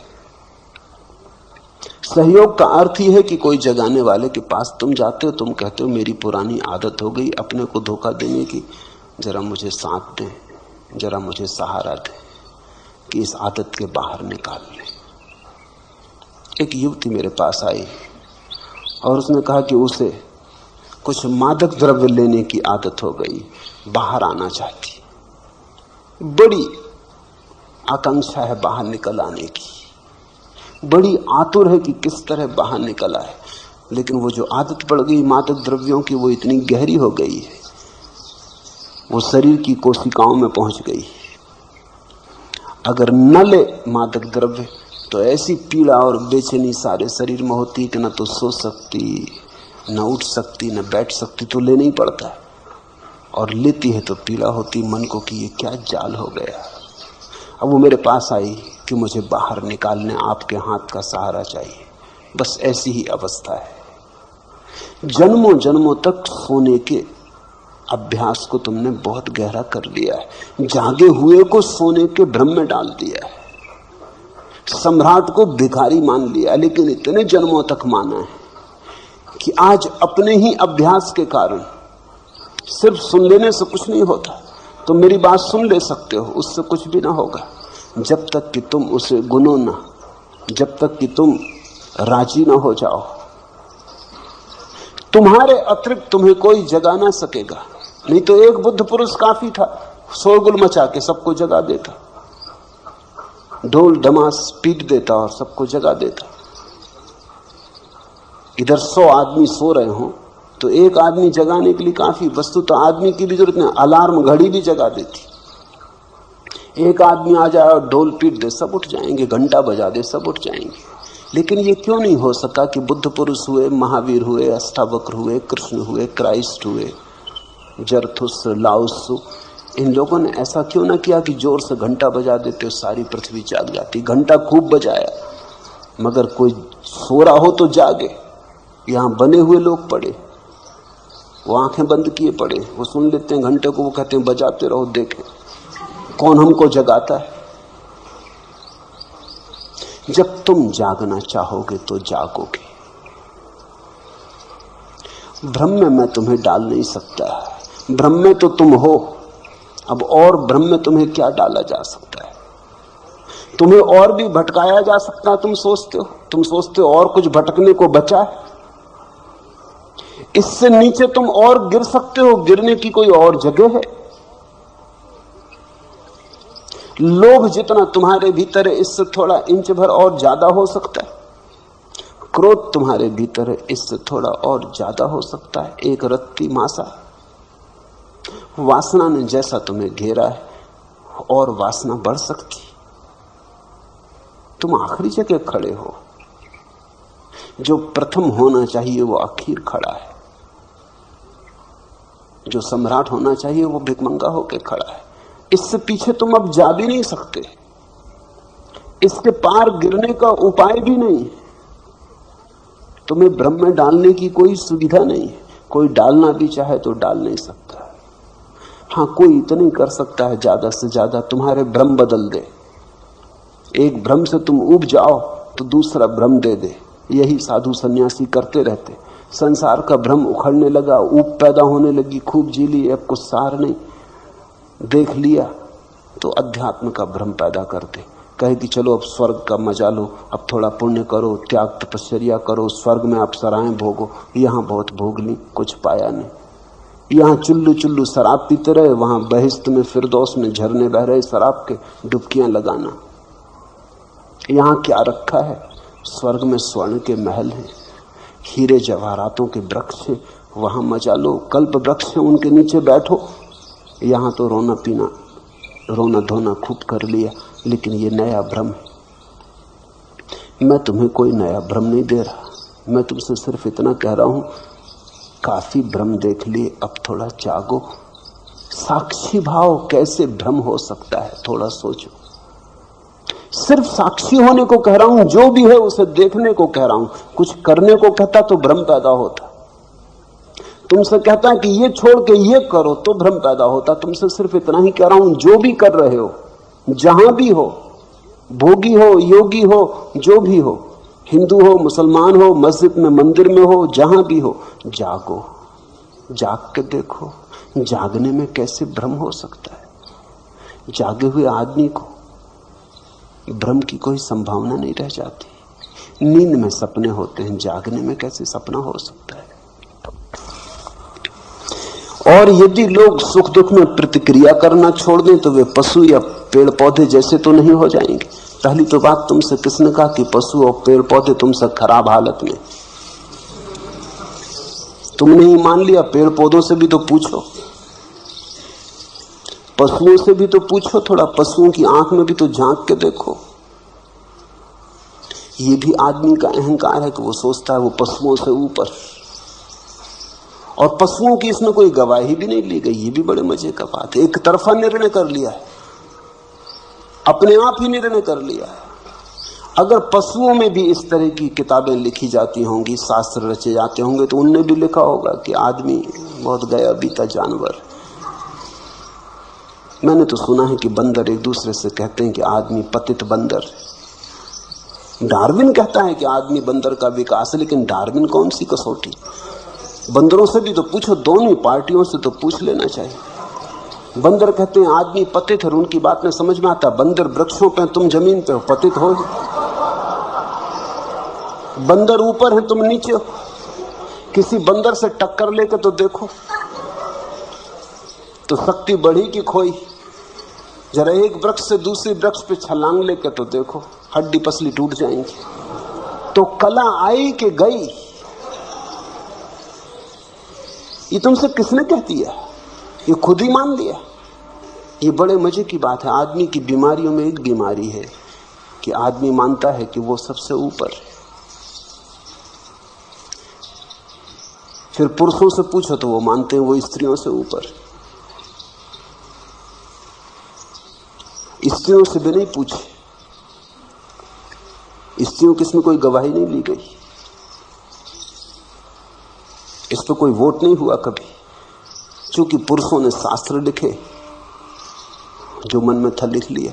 और स्त्रियों को तो पढ़ने पे भी लोग रोक लगा रखी थी कि कहीं वो पढ़ भी लें तो बाधा डालेंगे, क्योंकि जो पंडित लिख रहा था उसकी पत्नी ही उसको कष्ट में डाल देती अगर पढ़ना आता हो तो पढ़ने पे बाधा लगा दी कि वेद पढ़ नहीं सकती स्त्रियां, ये नहीं कर सकती। हद कर दी पुरुषों ने। स्त्रियां मोक्ष भी नहीं जा सकती। मोक्ष जाने के पहले उनको पुरुष होना पड़ेगा, पुरुष पर्याय में आना पड़ेगा। फिर पुरुषों में भी पूछो, गोरा समझता है कि वो ऊंचा है काले से, काले से भी तो पूछो। मैंने सुना है कि अफ्रीका के एक जंगल में एक अंग्रेज शिकार के लिए गया और उसने अपने साथ एक निगरो को गाइड की तरह लिया। जंगल में दोनों भटक गए और देखा कि वही 100 आदमियों का भाले लिए हुए जंगलियों का एक दस्ता निगरो चला आ रहा है। वो अंग्रेज बहुत घबराया। उसने अपने गाइड से निगरो से कहा कि हम लोगों की जान खतरे में। उसने कहा हम लोगों की? मुझे छोड़ो, तुम अपनी सोचो।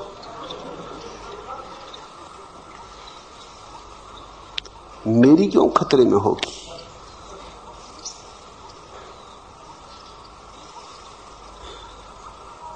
सफेद आदमी सोचता है वो श्रेष्ठ है, काला सोचता है वो श्रेष्ठ है। चीनियों से पूछो, चीनियों की किताबों में लिखा है कि अंग्रेज बंदर है,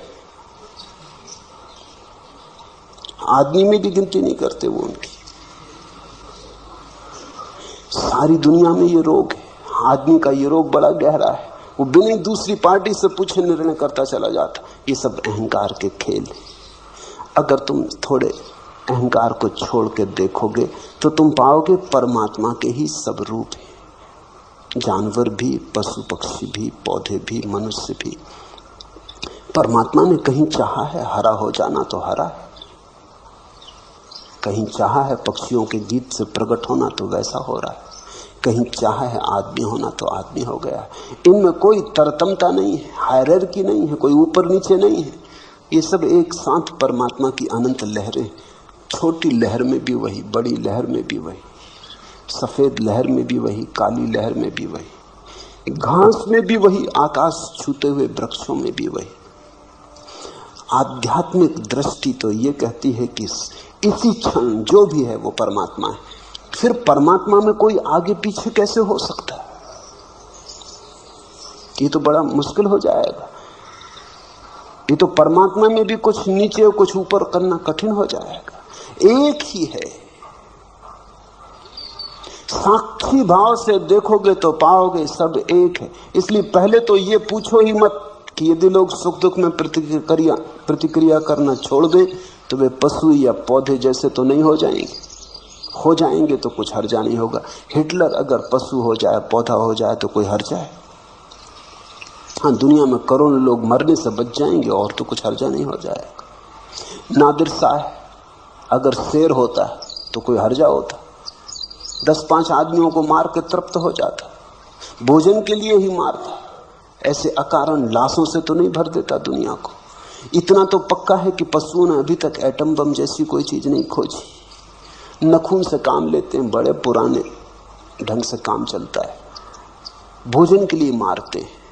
आदमी अकेला जानवर है जो बिना भोजन की इच्छा के भी मारता है।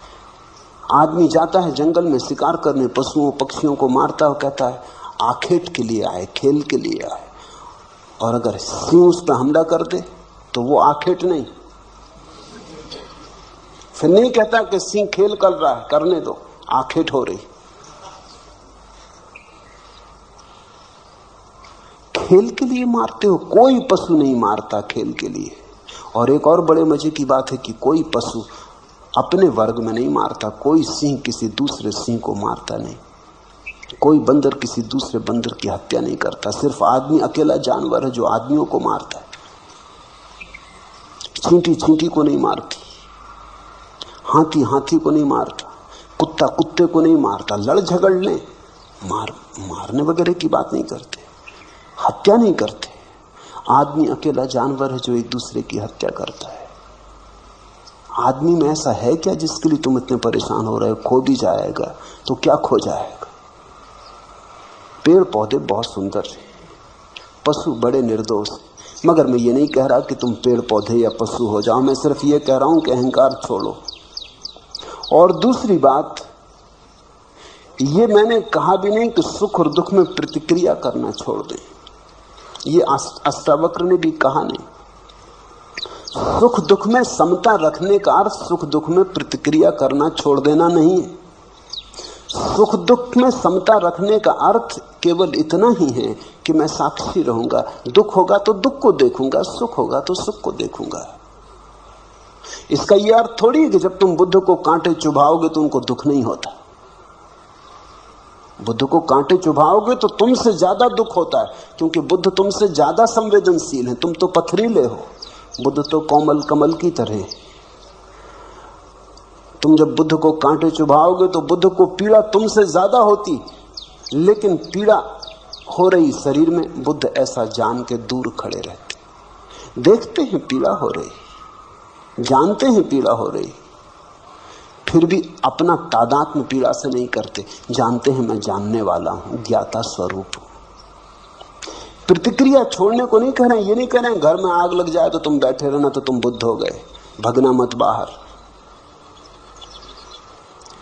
भागते समय भी जानना कि घर जल रहा है, वो मैं नहीं जल रहा। और अगर शरीर भी जल रहा हो तो जानना कि शरीर जल रहा है, मैं नहीं जल रहा। इसका यह मतलब नहीं कि शरीर को जलने देना, शरीर को बाहर निकाल लाना।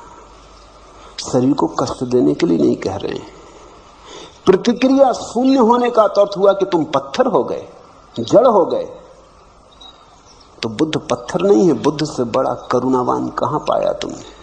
अष्टावक्र पत्थर नहीं हो गए होंगे, प्रेम की धारा बही। तो जिनसे प्रेम का झरना बहा उनकी संवेदनशीलता बढ़ गई होगी, घट नहीं गई होगी। उनके पास महाकरुणा उतरी। लेकिन तुम गलत व्याख्या कर ले सकते हो। और जिन्होंने पूछा है थोड़े शास्त्रीय बुद्धि के मालूम होते, थोड़ा बुद्धि में कचरा ज्यादा है, कुछ पढ़ लिया, सुन लिया, इकट्ठा कर लिया, वो काफी चक्कर मार रहा है। वो सुनने नहीं देता, वो देखने भी नहीं देता, वो चीजों को विकृत करता चला जाता है। राही रुके सब, भीतर का पानी अधहंसा, बाहर जमी बर्फ है। एक तरफ छाती तक दलदल अगम, बाढ़ का दरिया एक तरफ है। मन मानी बह रही हवाएं, जंगल झुके हुए सब, राही रुके हुए सब। बंद द्वार, अधखुली खिड़कियां, झांक रही कुछ आंखें। सूरज के मुंह पर संध्या की काली अनगिन तीर सरीखी चुभती हुई सलाखें। अपने चेहरे के पीछे चुप, सहमे लुके हुए सब, राही रुके हुए सब। अपने चेहरे के पीछे चुप, सहमे लुके हुए सब, राही रुके हुए सब। ये जो चेहरे, मुखौटे, बुद्धिमानी के, पांडित्य के, शास्त्रीयता के, इनके पीछे कब तक छुपे रहोगे? ये जो विचारों की परतें हैं, इनके पीछे कब तक छुपे रहोगे? इन्हें हटाओ, भीतर शुद्ध चैतन्य को जगाओ। दृष्टा की तरह देखो, विचारक की तरह नहीं। विचारक का तो अर्थ हुआ मन की क्रिया शुरू हो गई। तो अगर अष्टावक्र को समझना हो तो चैतन्य, शुद्ध चैतन्य की तरह ही समझ पाओगे। अगर तुम सोच विचार में पड़े तो अष्टावक्र को तुम नहीं समझ पाओगे, चूक जाओगे। अष्टावक्र कोई दार्शनिक नहीं और अष्टावक्र कोई विचारक नहीं है। अष्टावक्र तो एक संदेश वाहक हैं, चैतन्य के साक्षी के, शुद्ध साक्षी। सिर्फ देखो, दुखो देखो, सुखो सुख को देखो। दुख के साथ ये मत कहो कि मैं दुख हो गया, सुख के साथ ये मत कहो कि मैं सुख हो गया। दोनों को आने दो, जाने दो। रात आए तो रात देखो, दिन आए तो दिन देखो। रात में मत कहो कि मैं रात हो गया, दिन में मत कहो कि मैं दिन हो गया। रहो अलग थलग, पार, अतीत, ऊपर, दूर। एक ही बात के साथ तादाद में रहे कि मैं दृष्टा हूं, साक्षी हूं। हरिओम तत्सत। आज इतना।